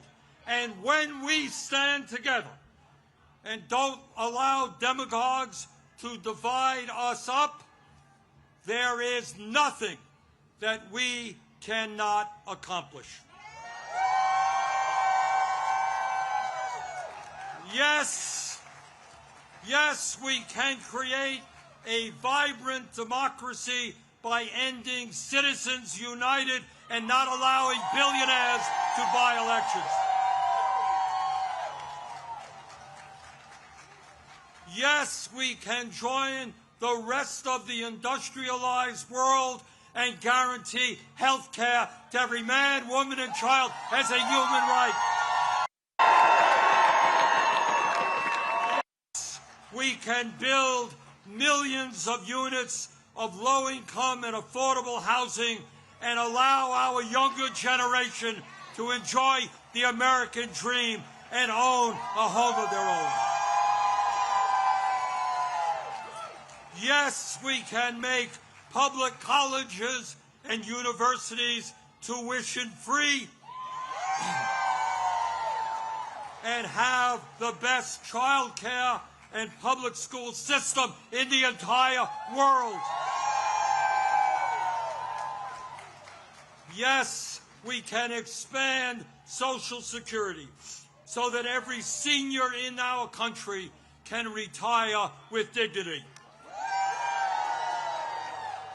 Yes, we can raise the minimum wage to a living wage and guarantee every worker the right to join a union. Yes, we can lead the world in transforming our energy system away from fossil fuels and create millions of good jobs as we save the planet. Yes, we can guarantee that every woman in this country has the right to control her own body.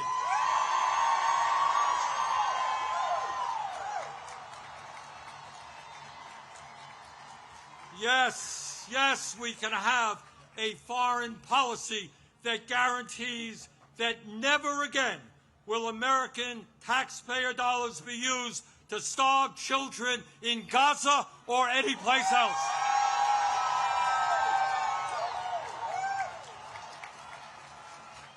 And now let me raise a question that I have been asked over and over again. You know, Bernie, great ideas, but how are you going to pay for them? Great question. Thanks for asking. And here is the answer. At a time when the wealthiest people in America have never, ever had it so good, at a time when billionaires are paying an effective tax rate lower than a truck driver or a nurse, yes, the top 1% and large profitable corporations will pay their fair share in taxes.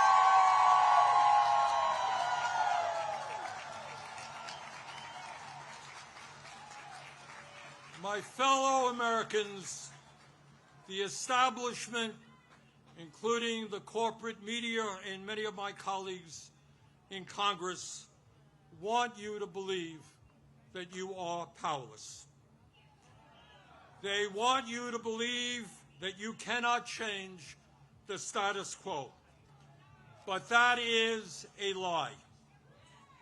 Throughout the history of our country, when Americans have stood up and fought for justice, they have prevailed.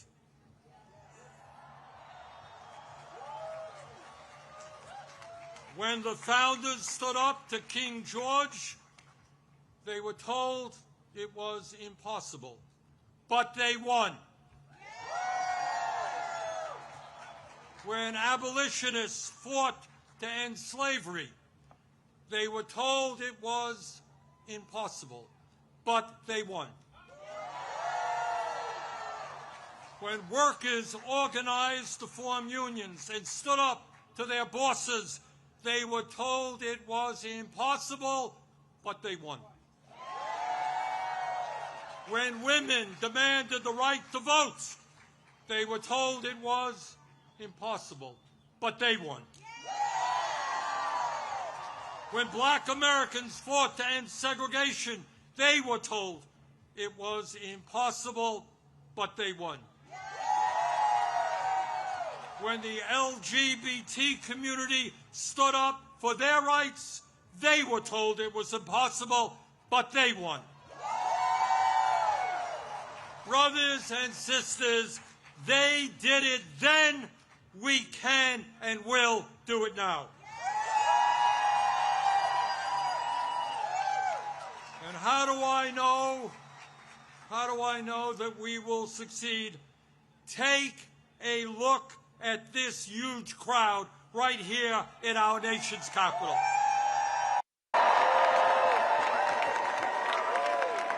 not just here as I understand it. Today, October 18th, 2025, there are more people out on the streets in more communities all over our country than we have ever seen in American history.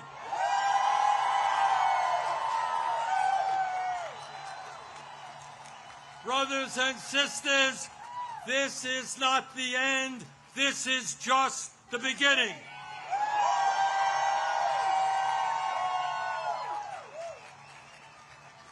Together, when we stand united, when we don't allow Trump or anybody else to divide us up by the color of our skin or where we were born or our sexual orientation, when we stand together, we will create the kind of nation that you and I know we can become.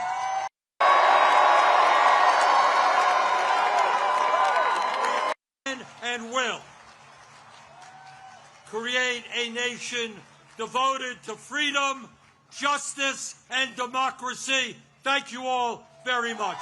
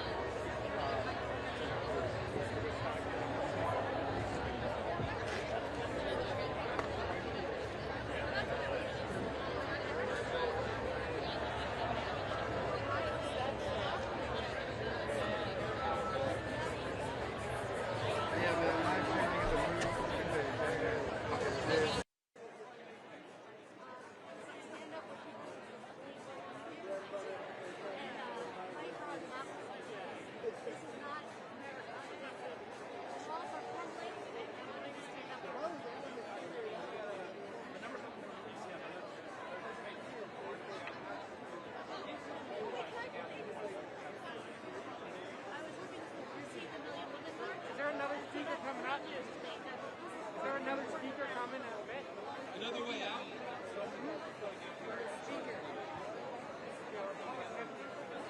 Is there another speaker? No. Sorry.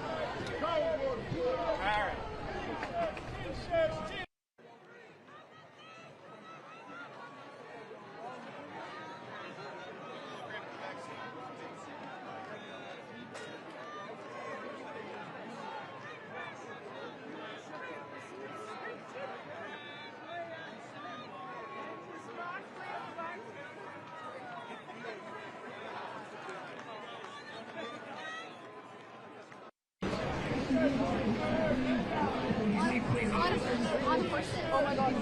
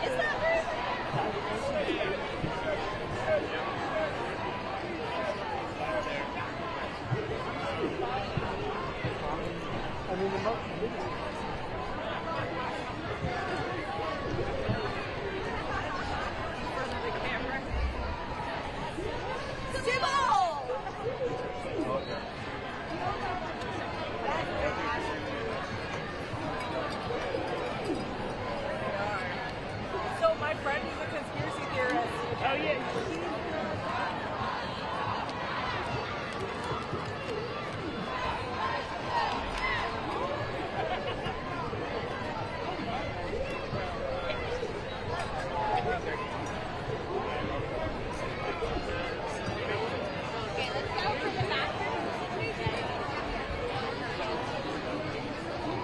You know, it is time for a general election.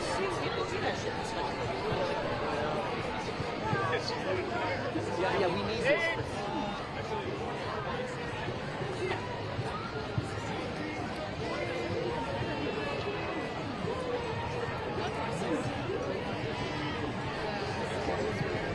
Oh, I hope not.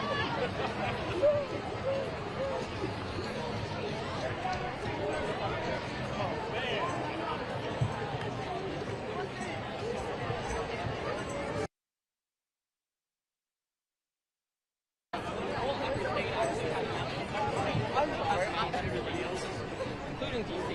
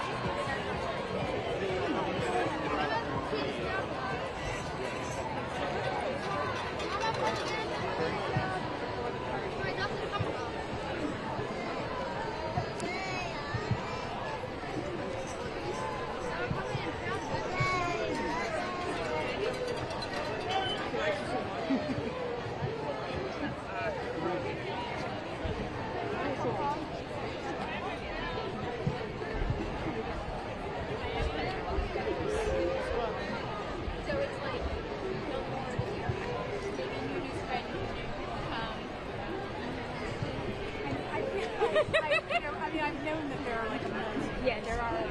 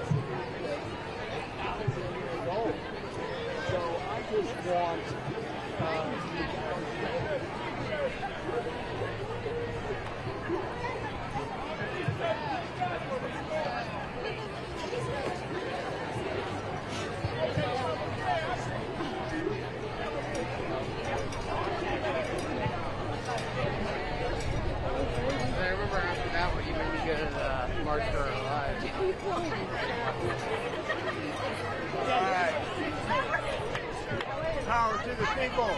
Power to the people. I thought somebody it's not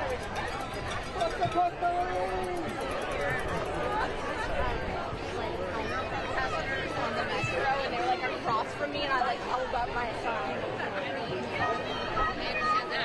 Bring it out. They'd be so excited about quad or whatever.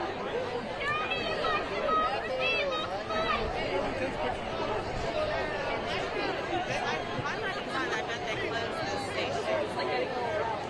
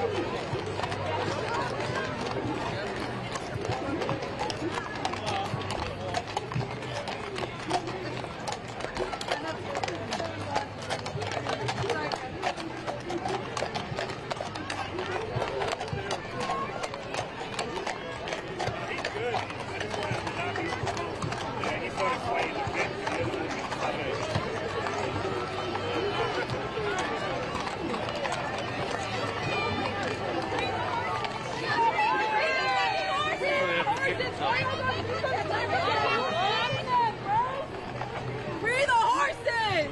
They didn't deserve that! They don't deserve to be kicked by all with metal! Free the horses! Could you imagine?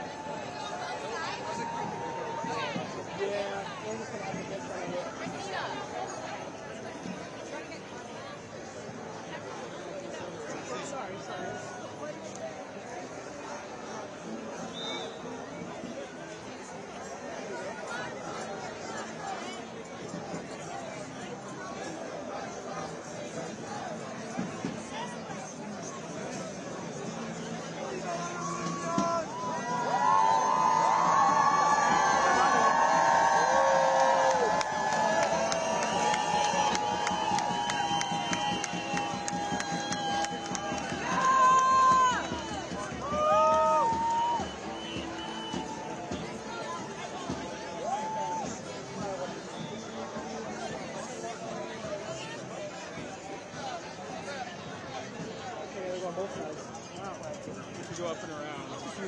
Oh, this is the side they don't care about. They're not protecting these people.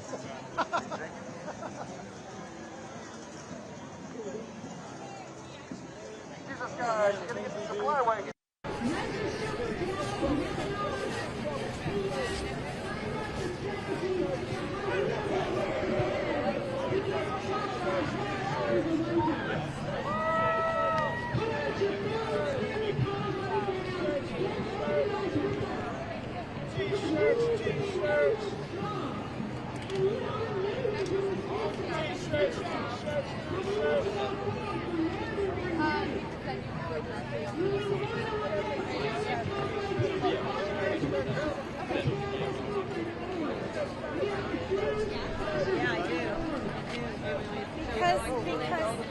Because they barred it. That's okay. That's why they're wearing the cup. I know.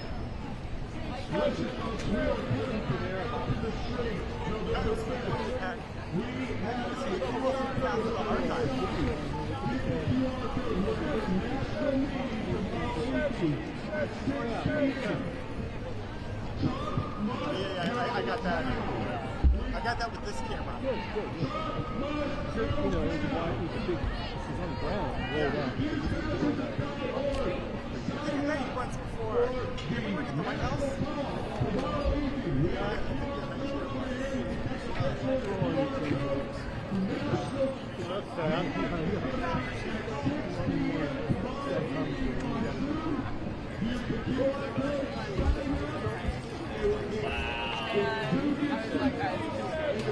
I was like talking to them. It felt like I was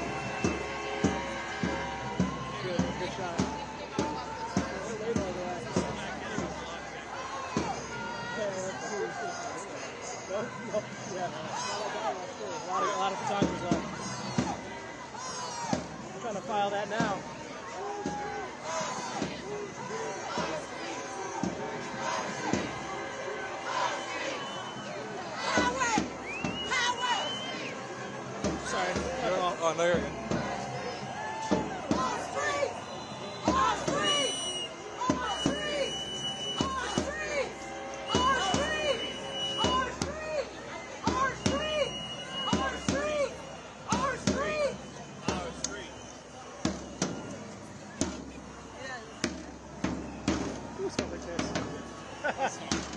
Oh yeah.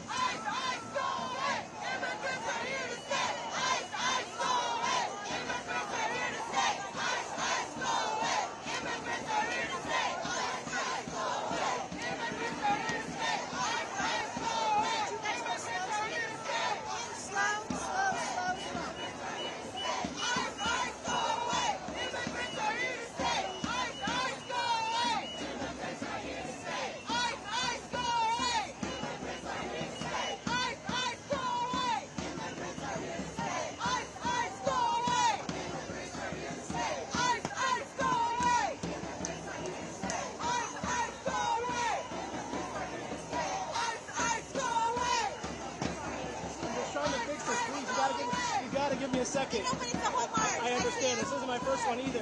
I know. I promise I'm not going to ruin anything. You just got to bear with us.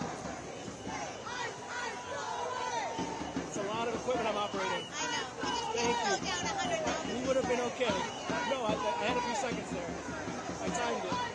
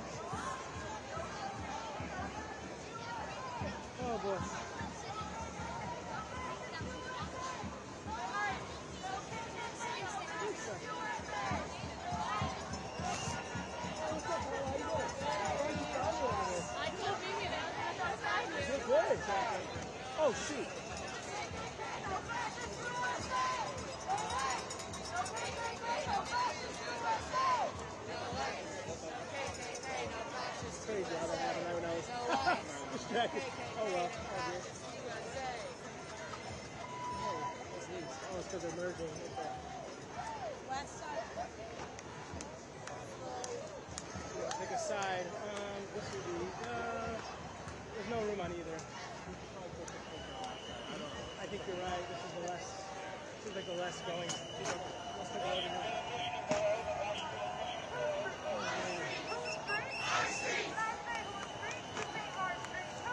Our streets! Our streets! Our streets! Our streets!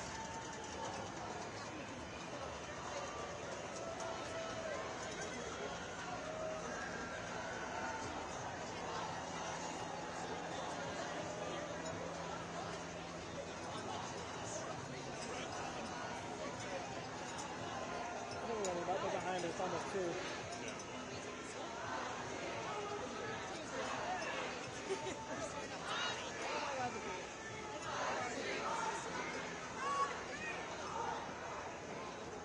That was a good shot. That might work for Lisa.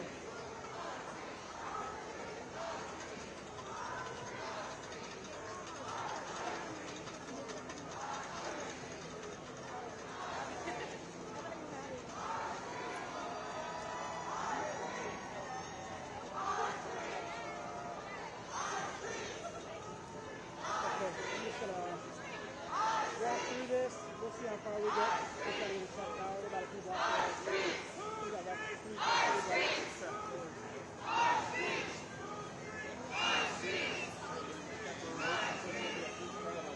Oh, yeah. That's a tough, yeah, that's the hard, I mean, that was a battle. That was really nice, man. I was tired before we even started. I really got to get back in the game.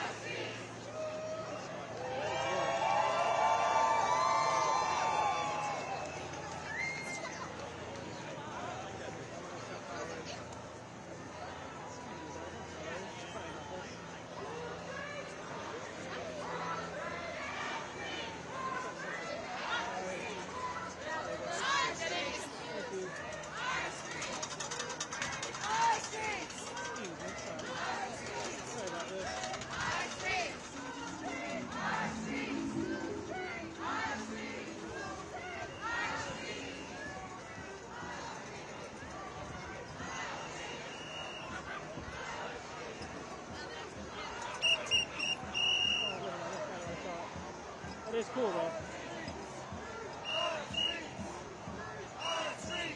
What's up, man?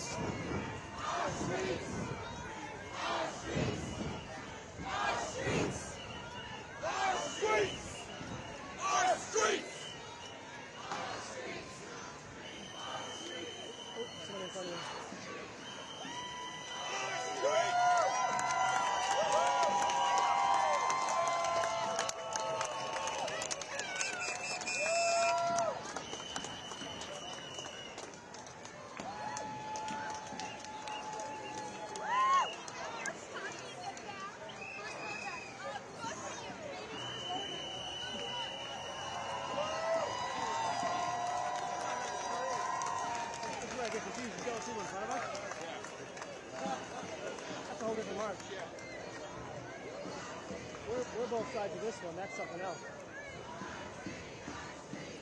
Wow, there's a lot of people. There's a lot of people here. This is a nightmare for us.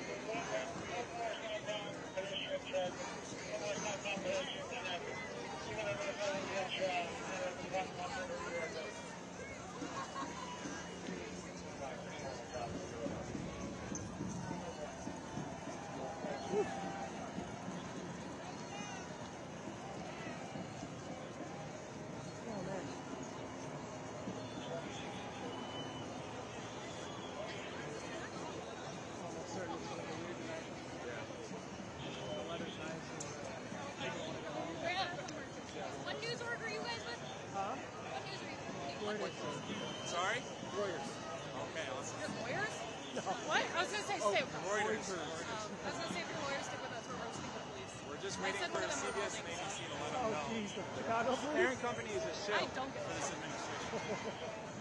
Oh, Fox. Fox is right there. Fox Studios are right there. Hey, this merge is going to be crazy. I just saw that. Let's get away from that.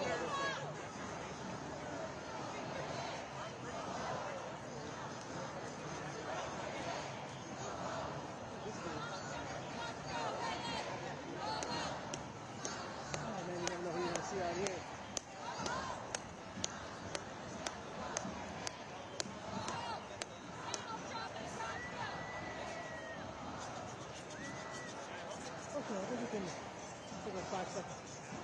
Woo! That's actually, that's literally around the corner. Way more bad. Yeah.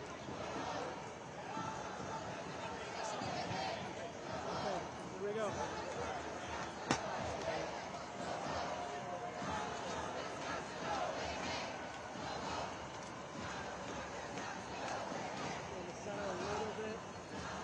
Good right here, as long as I'm in front of the light here. I like this one better, it's less, seems less chaotic.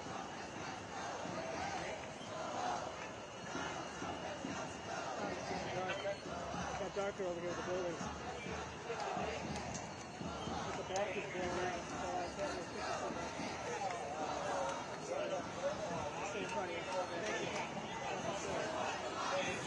See, I got all my good-looking officers in front. Oh, I see. The mustache is really carrying it. That's the Ted. This is what democracy looks like.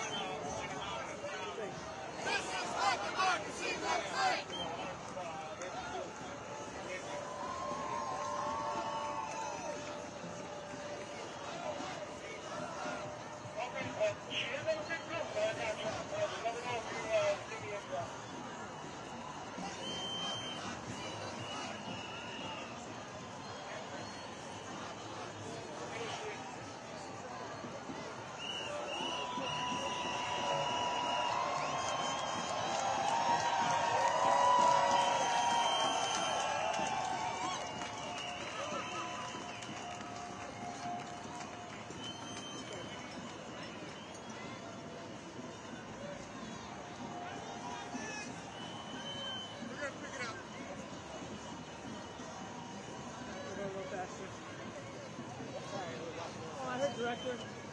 What he says goes, man. I'm not gonna try to see. I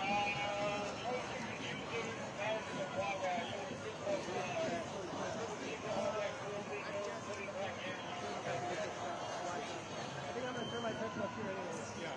This seems something.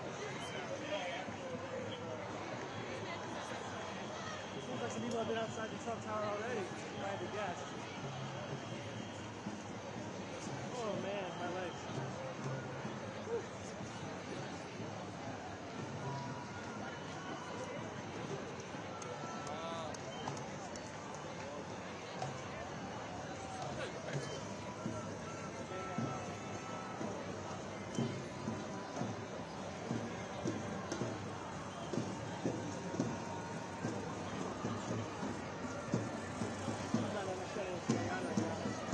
I think we're gonna have to get out of here. Yeah, we're not supposed to be in this.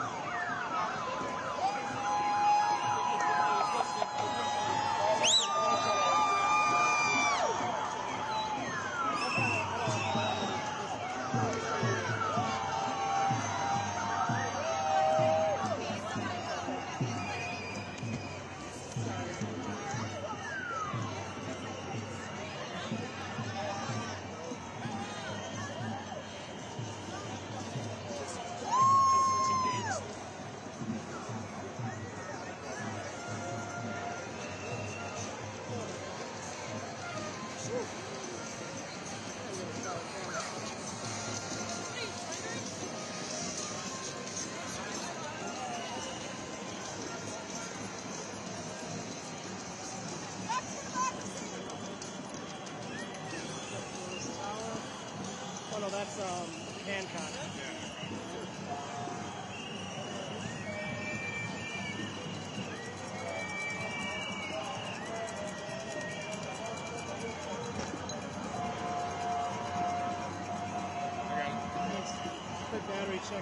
sure it's been a couple hours. Yeah. 40%. Wow. That's a lot. This thing's impressing me. All right, here we go.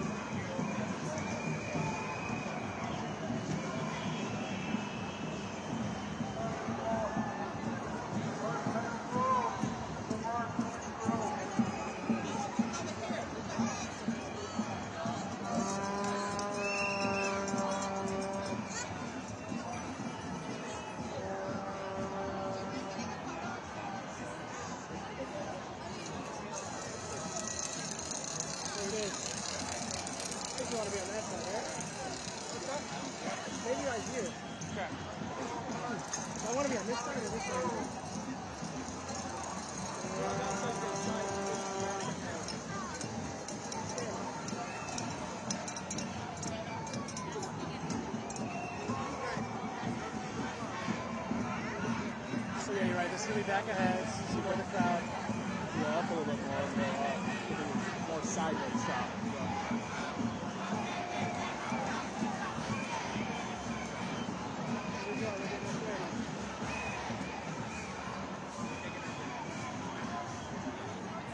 Some people are already doing it.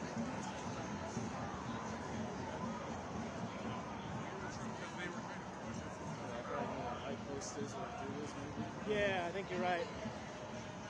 That's a good spot. I'll just stay there and hang out. Oh, man. Different than last time. It was really hot last time. It was. I'm glad that this is...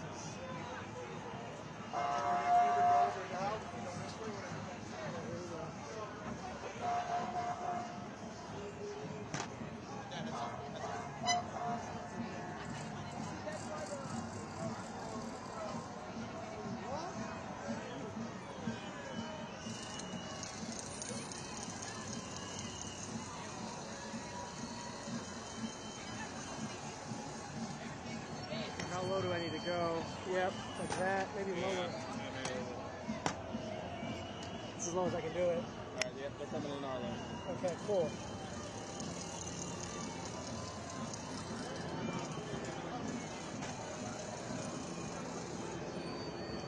New York Times from top of here, welcome to freelance. Stop it. What's up, man?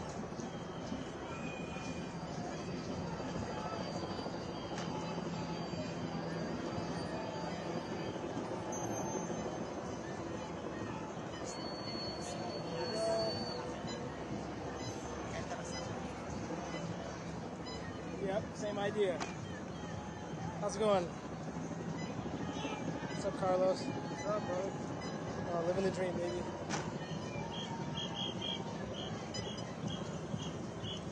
I think I gotta ditch this. Got it. See you in a second. Thanks, man.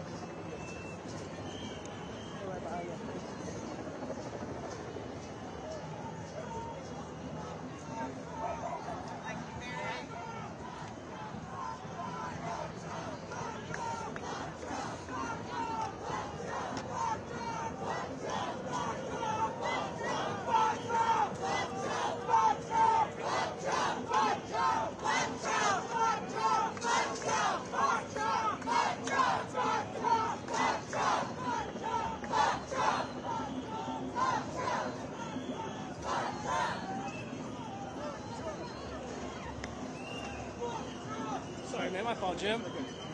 My fault.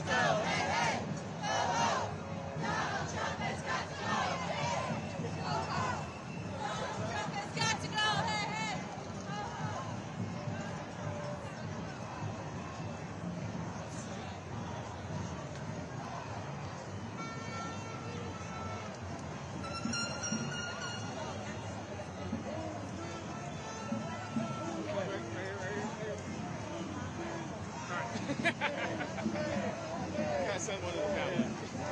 How's it going? Oh, just shooting video. Oh, wow.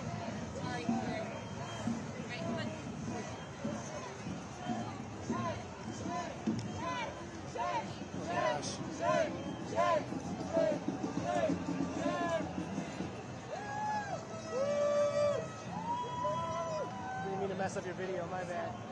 You're doing both. All right, New York Times today? Yeah, I just got busy standing up. You met Jim, right? Jim Urquhart? Jim Urquhart. Jimmy, yes. We met, I think, at last one. You was here for the last one. Yeah. Oh, I was on pole patrol that day. Never mind. Oh, right. Great field. Yeah. Okay. All right, like a lot. Oh yeah. Have you seen? Could have sworn we'd see him right now. I know he's fine every year.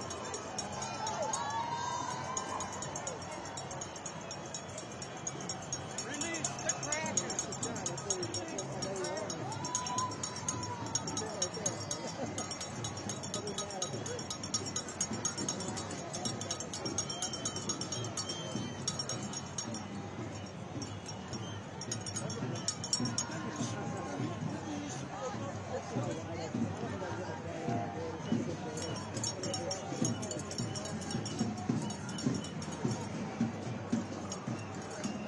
Yeah, it looks the same.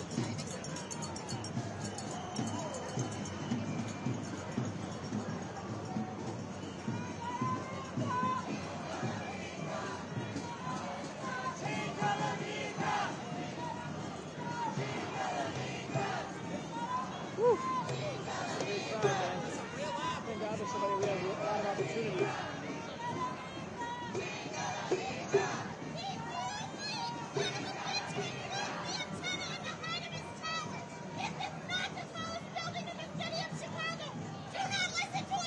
Boy. I didn't even know he said that one.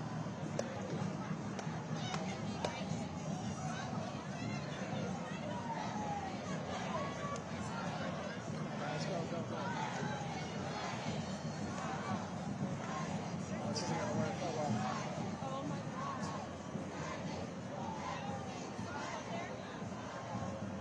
I don't even know where this ends.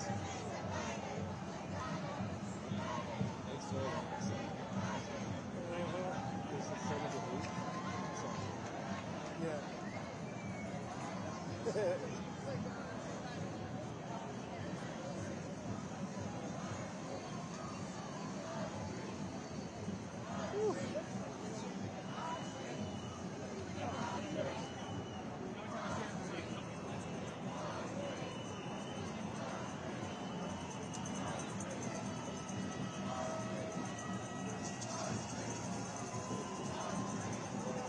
So no, it's boring. This is it right here. Yeah, I mean, this is the shot. Right, yeah, I get it.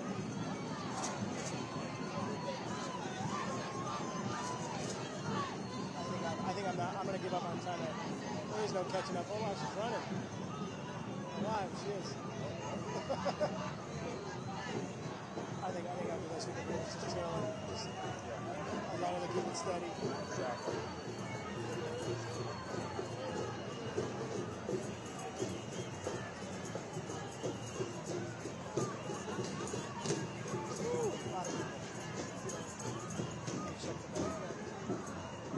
I got it. Here, I got one of your camera. Okay, thanks. Okay, cool. There you go. Thank you. All right, so just starting out, could you tell me your first, last name and how to spell it? Can I tell you my first name and how to spell it? Sure, maybe a last initial? I'll give you, so my first name's Janelle, Janel, and the initial of my last name is M, like Mary. Got it. And Janelle, where are you from? Seattle. Cool. And can I use your age? No. Okay. Can you tell me a little bit about why you're out here today? I wanted to make a difference. It's very hard in what's going on in our country today to actually figure out what to do that might make a difference. So if I can come out and be present to stand up and say I don't support what's going on.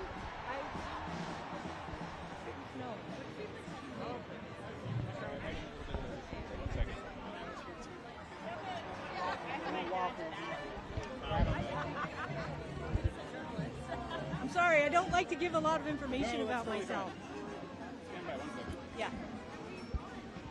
And thank you for being here with Reuters. Yeah, I'm here with Reuters. All right, well, thank you for being here. Okay. And so, did you come to the previously? In 2017, yes, I was at the Women's March. And then did you also come to the No Kings March? Yes, I did come to the No Kings March. Is there any difference now in your mind than then? Like, how are you feeling Yeah, we're no longer living in a democracy. Could you elaborate?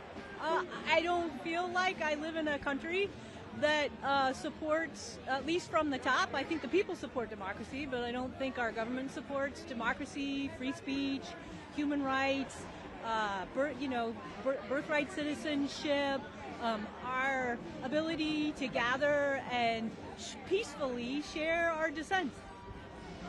And what are you hoping for after today? No King's March happening all around the country. What are you hoping for? Well, I hope we continue to gather as dissenters in our country and continue to speak out for what we believe in and how we want our country to exist. Thank you so much for your time. Yeah, good luck.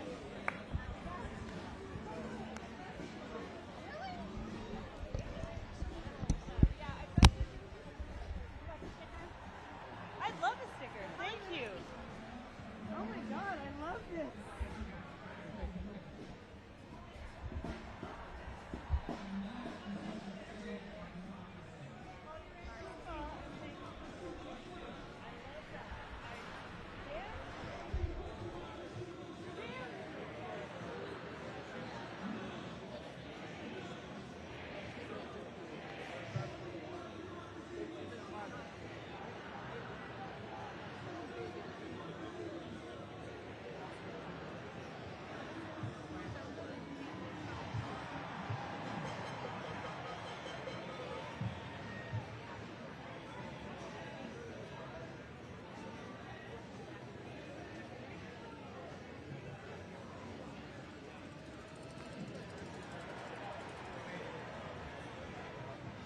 Came downtown and you had no idea this was happening. Oh God.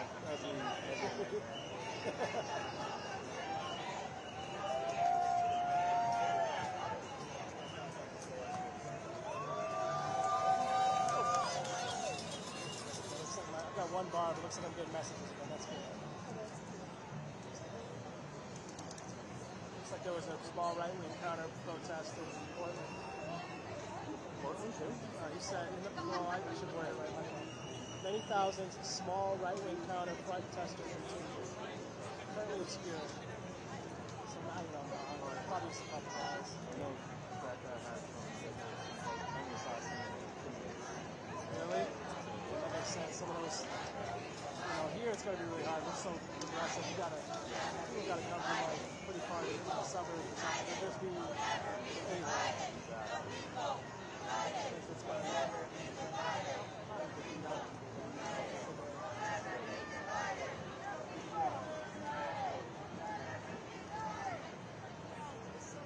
we have a couple, like I said, at Broadway every time, but the cops are right there, so I think they know that there's only so far this can go. I kind of got protection because they're not going to, in front of them.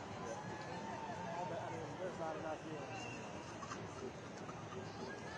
I don't even need a copy of this anymore.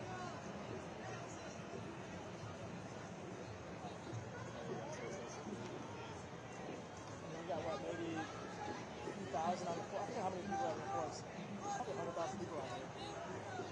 Somewhere around there. It feels like it. I heard somebody say that, and I was like, no way. And now I'm like looking at this, and I'm like, okay. This has an ending to it.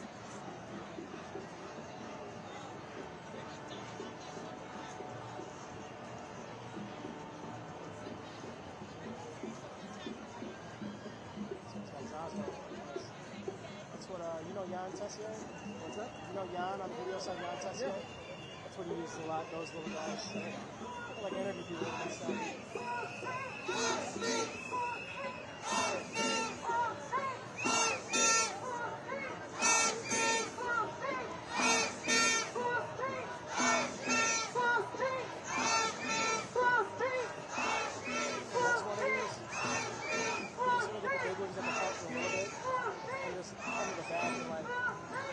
That's exactly like the front. You're good. And I don't have to deal with the whole, cops and, barrier.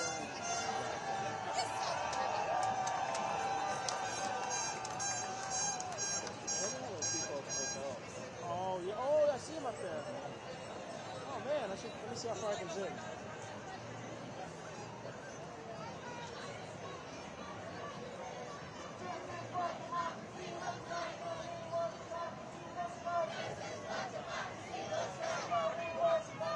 Seems like they're enjoying the show. People have suits on. It must be like an event or something. Or maybe they work there.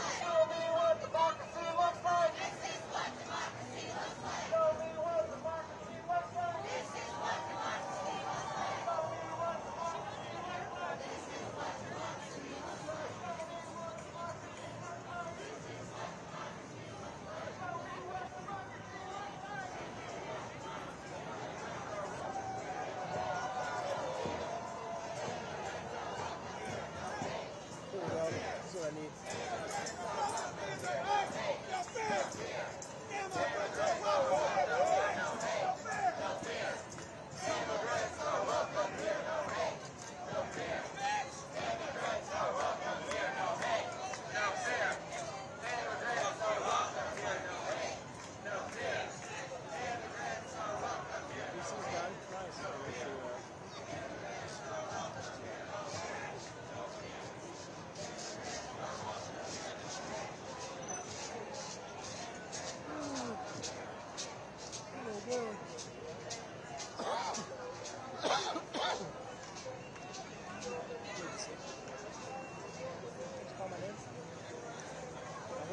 I thought I did too.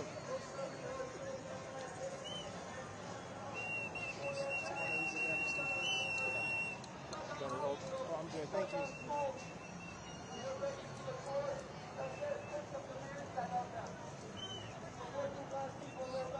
I'm gonna maybe walk up a bit. Okay. I'm trying to see if I can get a shot where like people's faces aren't in more. Okay. I don't know if it'll happen, but we'll see.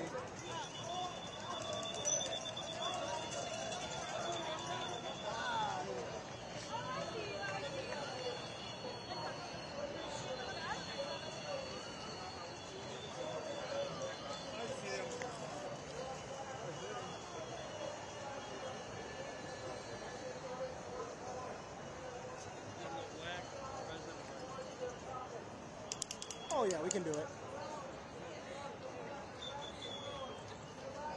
There we go. Like something like this.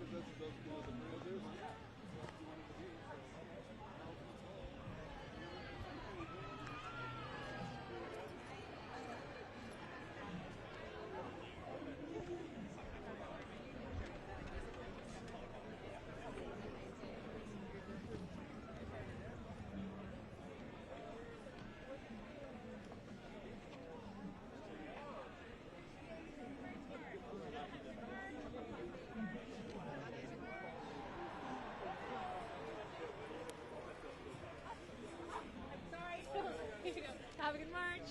Have a good march. Know your rights card. You never have a good march. Know your rights card.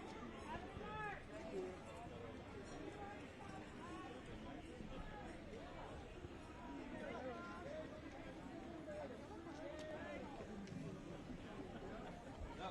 Go there, kid. Right. Know your rights.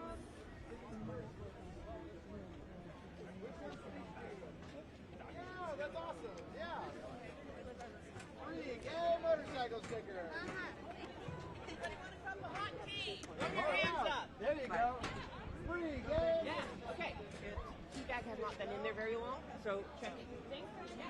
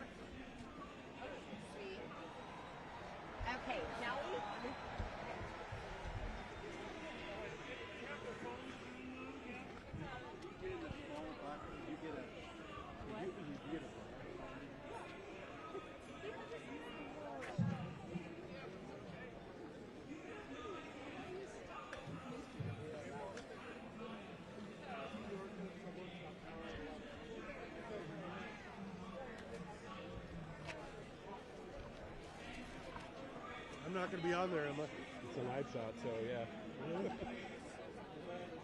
Oh yeah.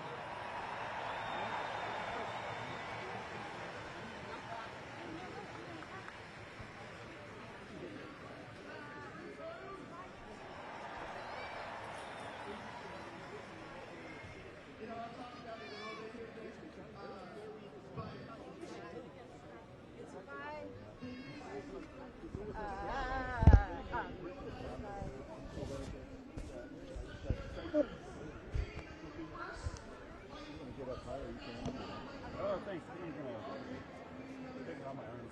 Oh, okay.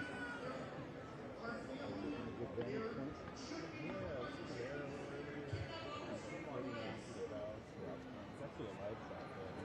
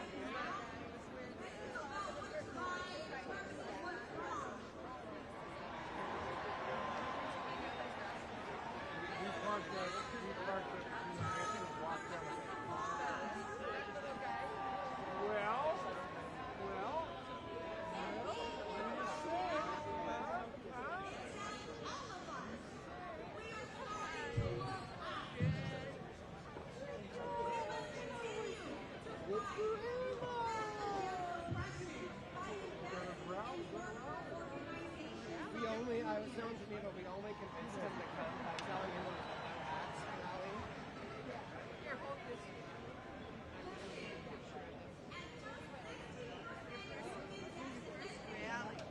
We went to the last one, but we went to the big small.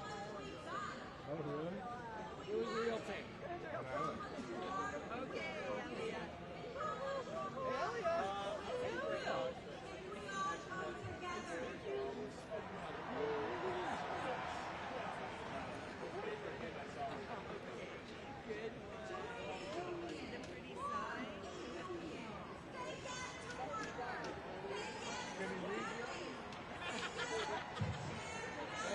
He's gonna hate that this year. Oh, I'm just ACL juice. I'm so indoctrinated.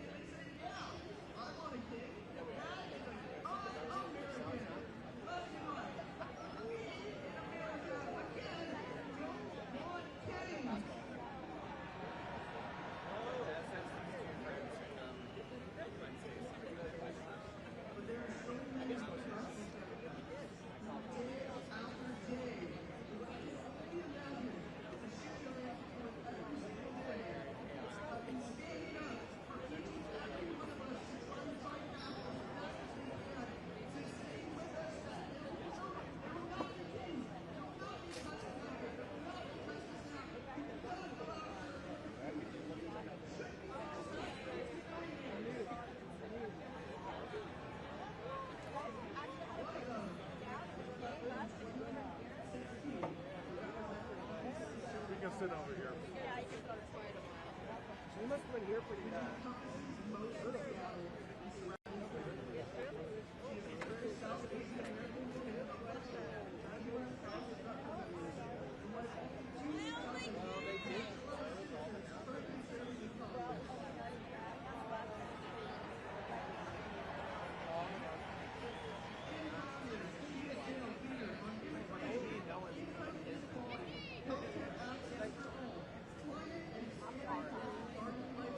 People were like in a common park.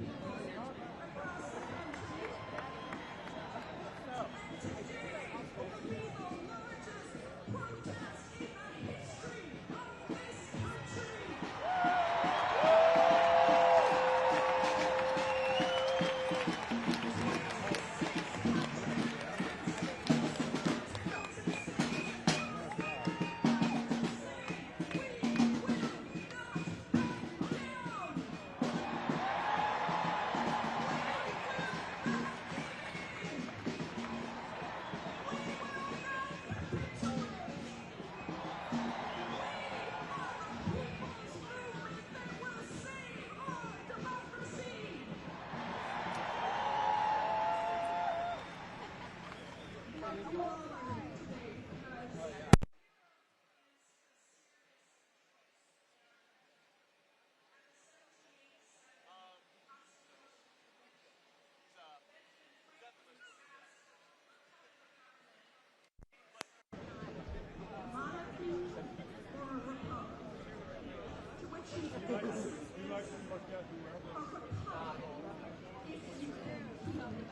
like I'm right here, doing all the work.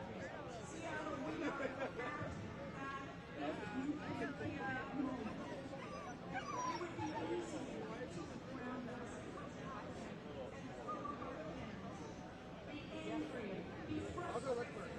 Blame someone else or just disengage because there's too much hate and corruption, cruelty, and violence. We see it around us every day. I know you do. Led from the top by a man who is clearly not well. A wannabe king who dehumanizes trans people and immigrants and black people and poor people to distract you from his real agenda. A wannabe king who sends National Guard troops and massive men into our cities, militarizing our streets, kidnapping and disappearing tens of thousands of people from our communities and trying very hard to suppress our dissent. A wannabe king who has politicized the entire Justice Department and uses the federal government to go after his political opponents on a revenge tour, all while he accepts luxury jets from foreign countries and makes billions on his own meme coins. A wannabe king who has willfully destroyed trust in government with his lies, humiliating and threatening our civil servants who serve us every day, shuttering federal agencies, firing 200,000 federal workers, and then shutting down another Can't tell if you're looking at yourself or you're filming me. Okay, I was like, that's fine, but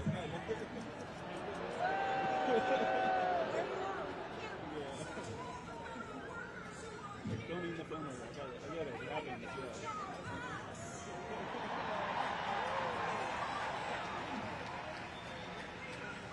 Such a great crowd out here today. None of these things are Live shot right now, just a bit. as written in Project 2020 and enacted right now. This is the attempt to destroy our republic, designed to take over control of our government so that it answers only to the king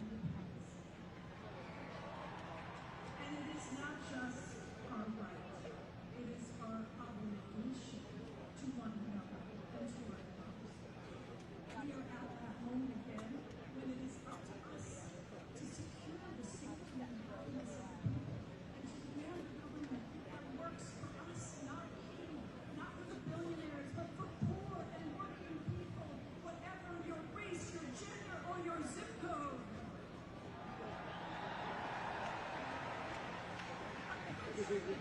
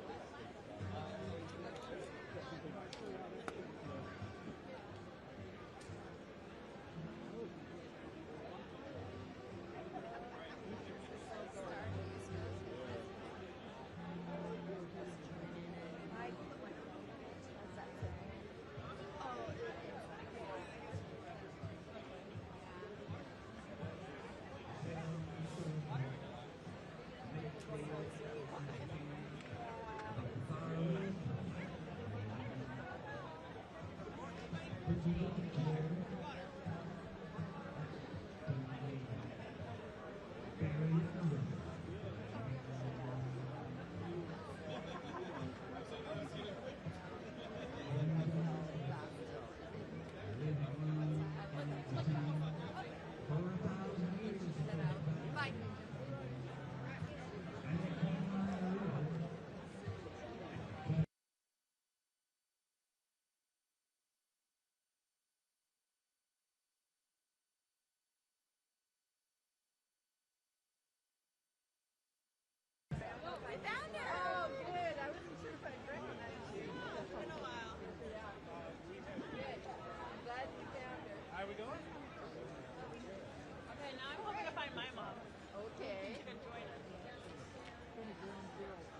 you gonna wear it now? Did you get lots to eat? Got a full family? Yeah, now you're a nappy boy. Diaper. Woo!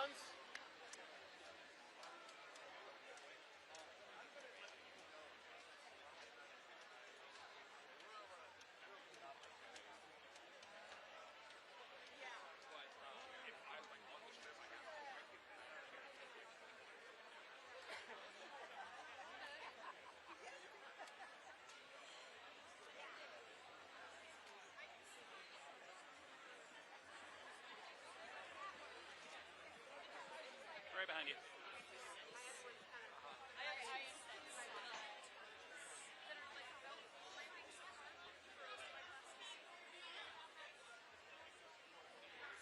crowd is going to march through the streets of downtown Seattle.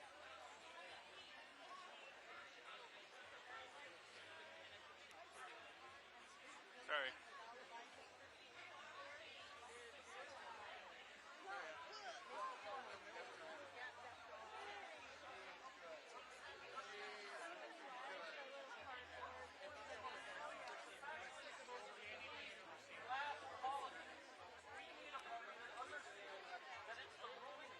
Versus the working class.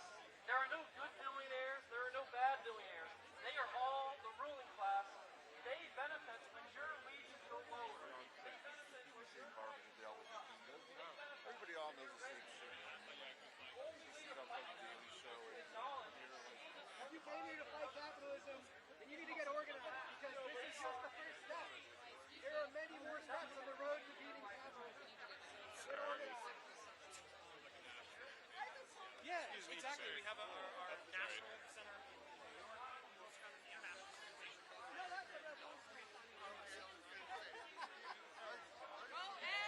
Yes, that's what I was going. Going? Yeah.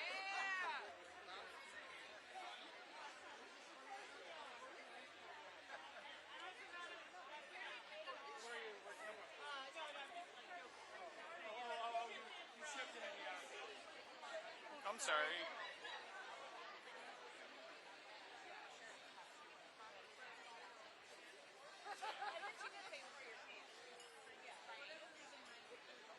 Right behind behind you.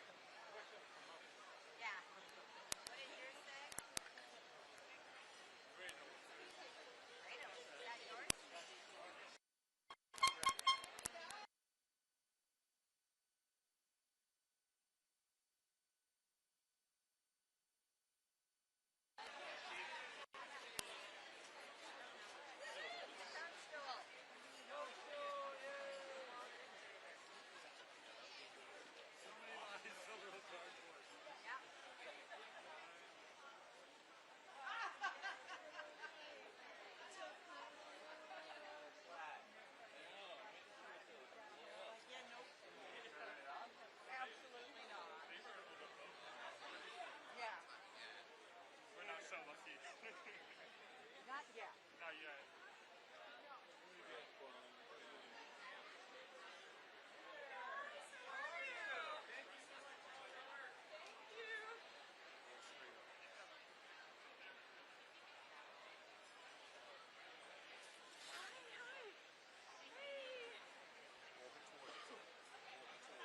Other side of the market, right?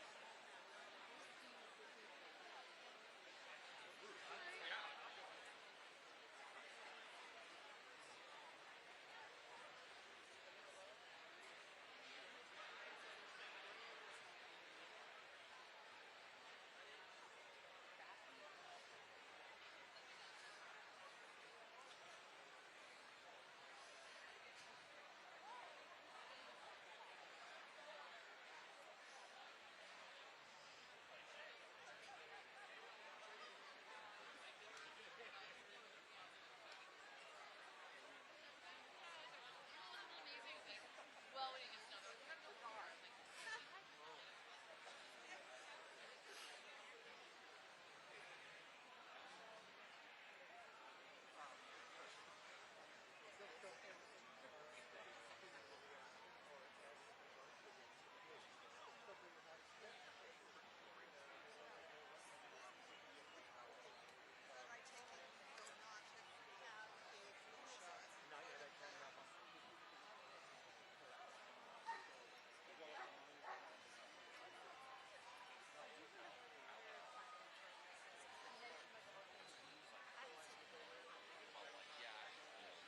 Democrats wanted to shut down. Now we're basically turning everything over to the mega projects being put on.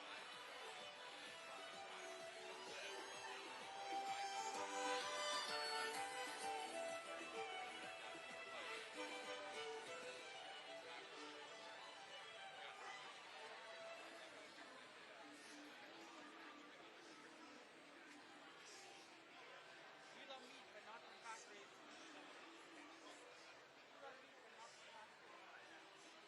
Is the march going to start over here? Do you know if the march starts over here? I believe that's where it started from. It's everybody's still. Oh, we're at the back. Yeah. Okay.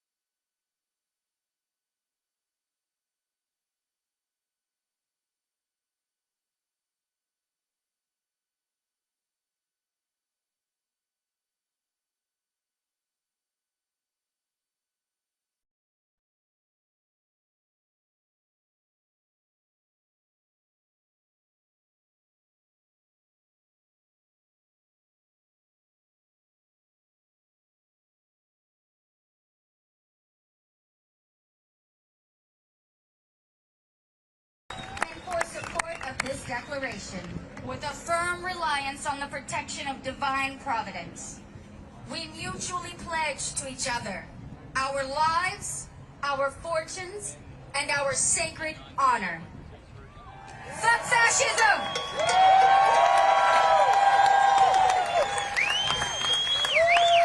Say it with me. In America, we have no kings. We have no kings. Next, we have to talk to us about immigration, Sylvia Revelis and Kate Lincoln Goldfinch.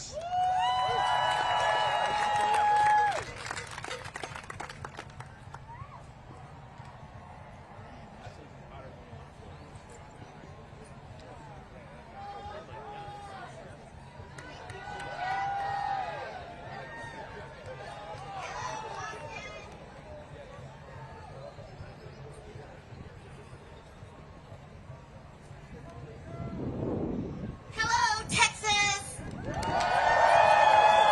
Hola, Austin! Hola, Tejano! My name is Sylvia, and this is my partner in crime, the Honorable Reverend Jim Rigby, and Heather. We're here today asking you to dialogue and to share these law enforcement Know Your Rights cards with the city, the county, state, and federal law enforcement in Austin and statewide. Nod your head. We have been testing them through a beta for the last 2 months through the churches, and we have had great results. Let me tell you what we found out. You will be surprised. They have been well received by APD. When I tested at an event, by the time I went around to the other side of El Grito, I was shocked to find out that APD officers had shared these Know Your Right cards with other officers. They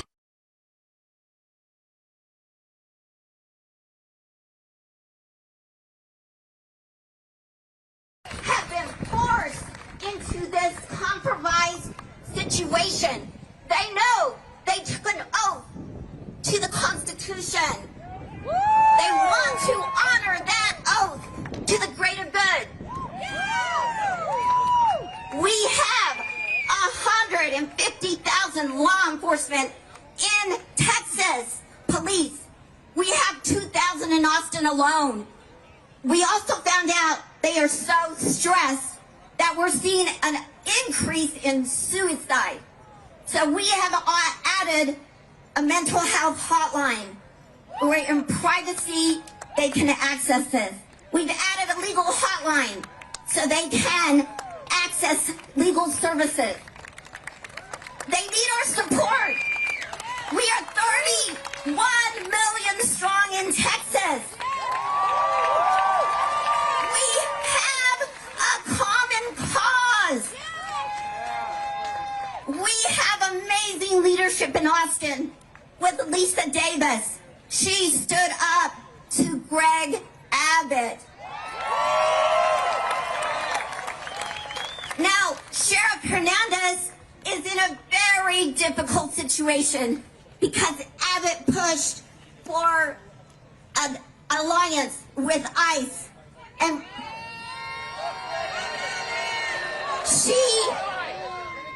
our 1,200 county law enforcement sheriffs will need our support. Lastly, we have great leadership with our Texas Air and Military Texas National Guard. We know they are waiting at Camp Mayberry, and because of their great leadership, they stood up to Greg Abbott, and they said it is not their role to be here today.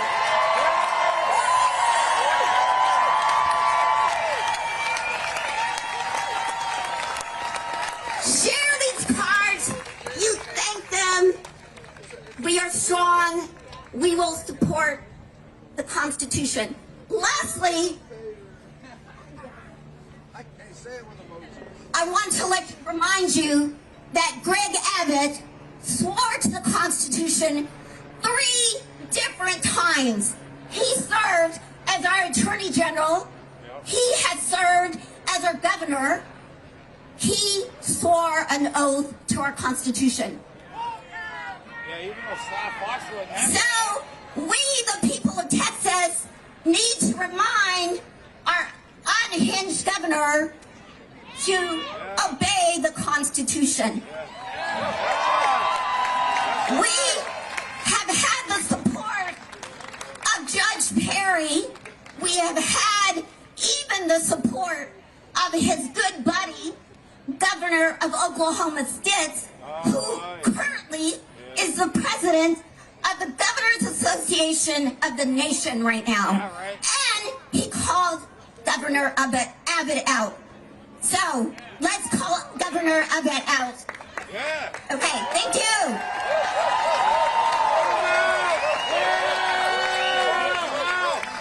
Buenas tardes.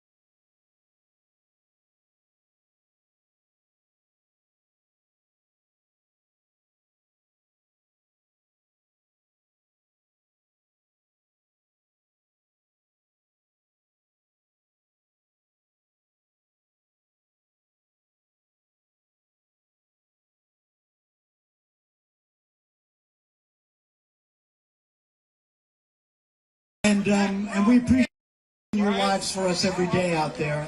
And I think, wow, you know, some law enforcement person, all of a sudden they're going to realize their dad or their grandma's health insurance is going to disappear. And it won't. So anyway, I want to bring on Fox Red Sky. She's one of our singers, Fox Red Sky. And James. And Fox is an Apache. And James, what are you, James? Thanks. Too many to count. Too many to count, he says. All right, so we're going to do a Native American prayer for you. Fox is going to do it. So if we can all pray to whatever creator or higher power you have, and if you don't have one, however you feel. Go ahead, Fox.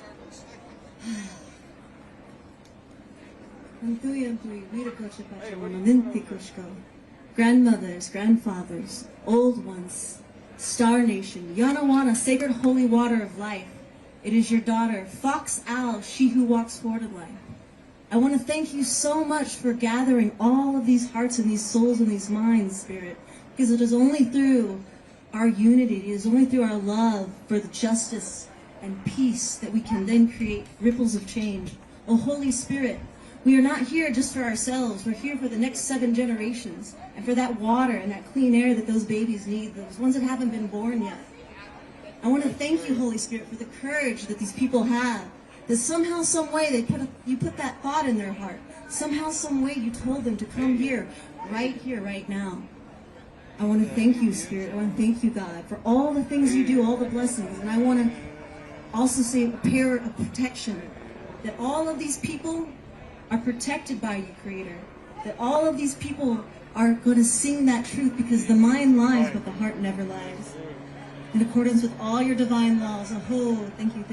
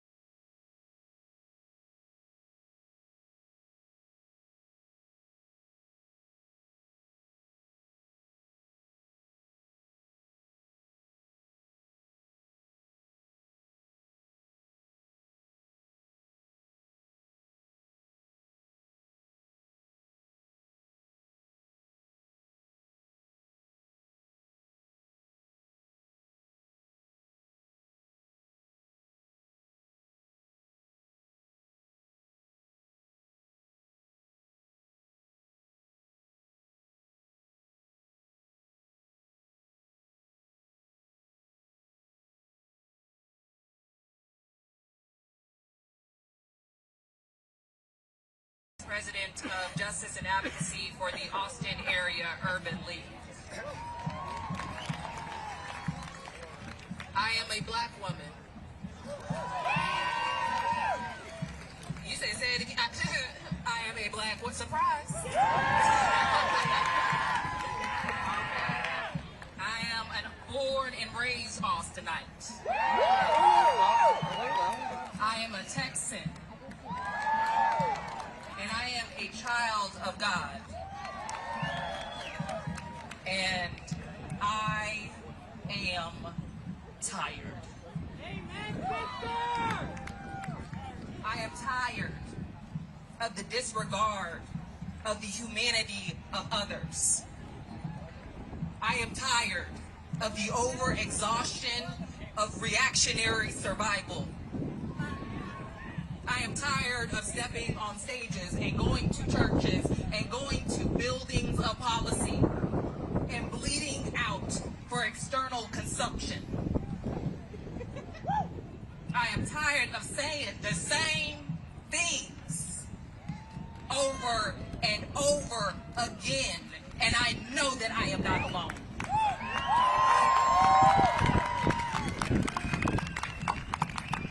Because you feel it too.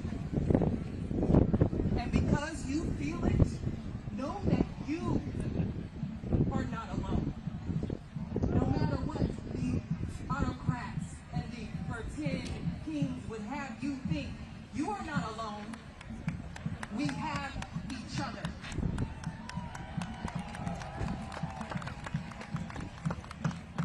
And we will do what this administration lacks the capacity and the morality to do. We will protect the black woman, whose health and safety has been further jeopardized by the acts of men who will never know the fear that slithers in her blood. We will protect the people, places, and history of the LGBTQIA plus community, who are continuously attacked by this administration, more concerned with feeding their base harmful rhetoric than actually rectifying our societal ills. We will protect the immigrants. I wish it would. We will protect the unhoused, who this administration rather persecutes than actually protect. We will continue to speak truth to power. We will continue to choose the side of justice and accountability. We will march in the streets and to the polls, even as we bleed out. So bleed, not as martyrs, but as revolutionaries. March, not for show, but for civically engaged political power. Resist, not as individual resistors, but as part of our greater resistance renaissance. Bleed, march, resist, repeat. Bleed, march, resist, repeat. Bleed, march, resist, repeat. One more time. Bleed, march, resist, repeat.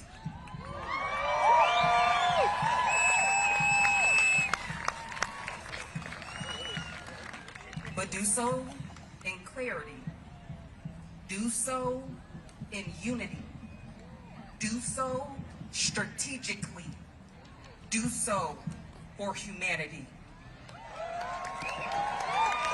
To you, to we, to the resistance.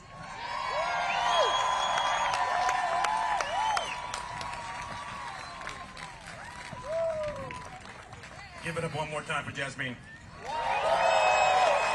Let me hear you, Austin, Texas. Give it up one more time. I'll introduce myself. My name is George Morales, okay? You are currently sitting in Precinct 4, so welcome to Precinct 4 in Austin, Texas. You know, as a union organizer, before I was elected, we had a saying, when we organize, we win. When we organize, we win. Every one of you can organize. We see it. Now it's time to win. See, I stepped down last week from my elected office. I'm running for commissioner of Precinct 4 to fight at a different level to represent East, Southeast Austin, South Austin, for the community that raised me. For our immigrants, our trans brothers and sisters, and for the community we call home, Austin, Texas. Yeah. So now I'm going to introduce Guy Forsyth to the stage. Give it up, Austin, Texas.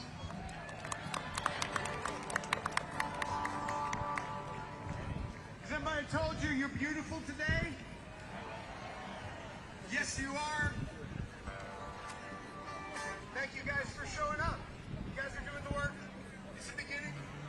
It's not going to be good. You know, I know it's tempting to go for the easy answers. I know it's like cleaning your room. You got to do it every day. You got to get rid of fascists every day. Every day. That's what you do.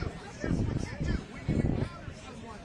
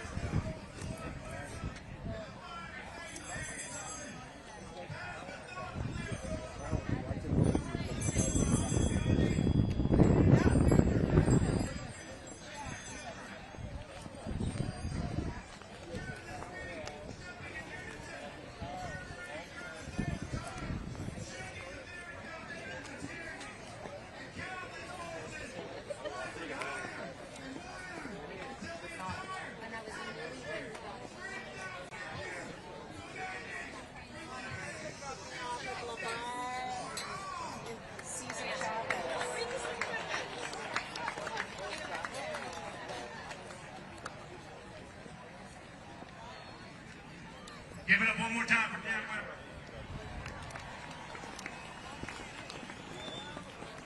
So it's an honor and privilege to bring our next speaker, Greg Stoker, to the stage.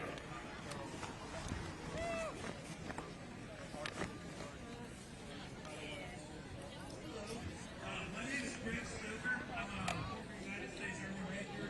We've been working for Afghanistan. Unfortunately, the full created a global war on terror. We've killed people in over 7 countries. Vast national security.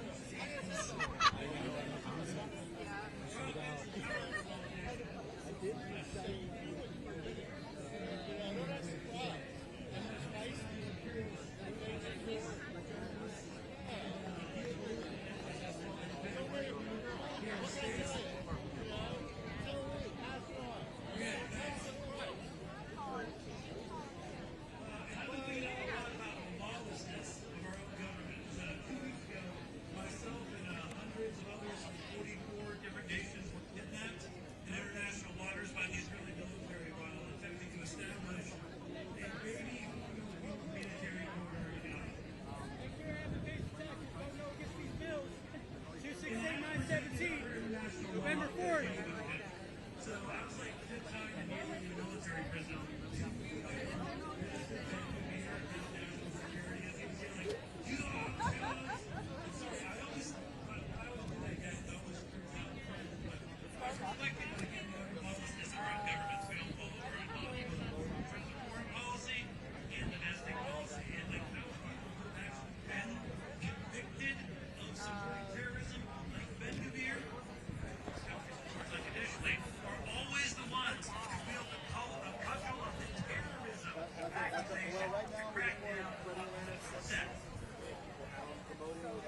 So we saw this week Speaker of the House Mike Johnson and White House Press Secretary KKK Caroline Leavitt assert that this protest would be full of quote Hamas supporters and Antifa, i.e., the government from government like terrorists. Now, what's interesting kind of about this messaging is that we're bringing into resistance the era of violence. Policy is being ideologically pro-Hamas while defining any resistance to the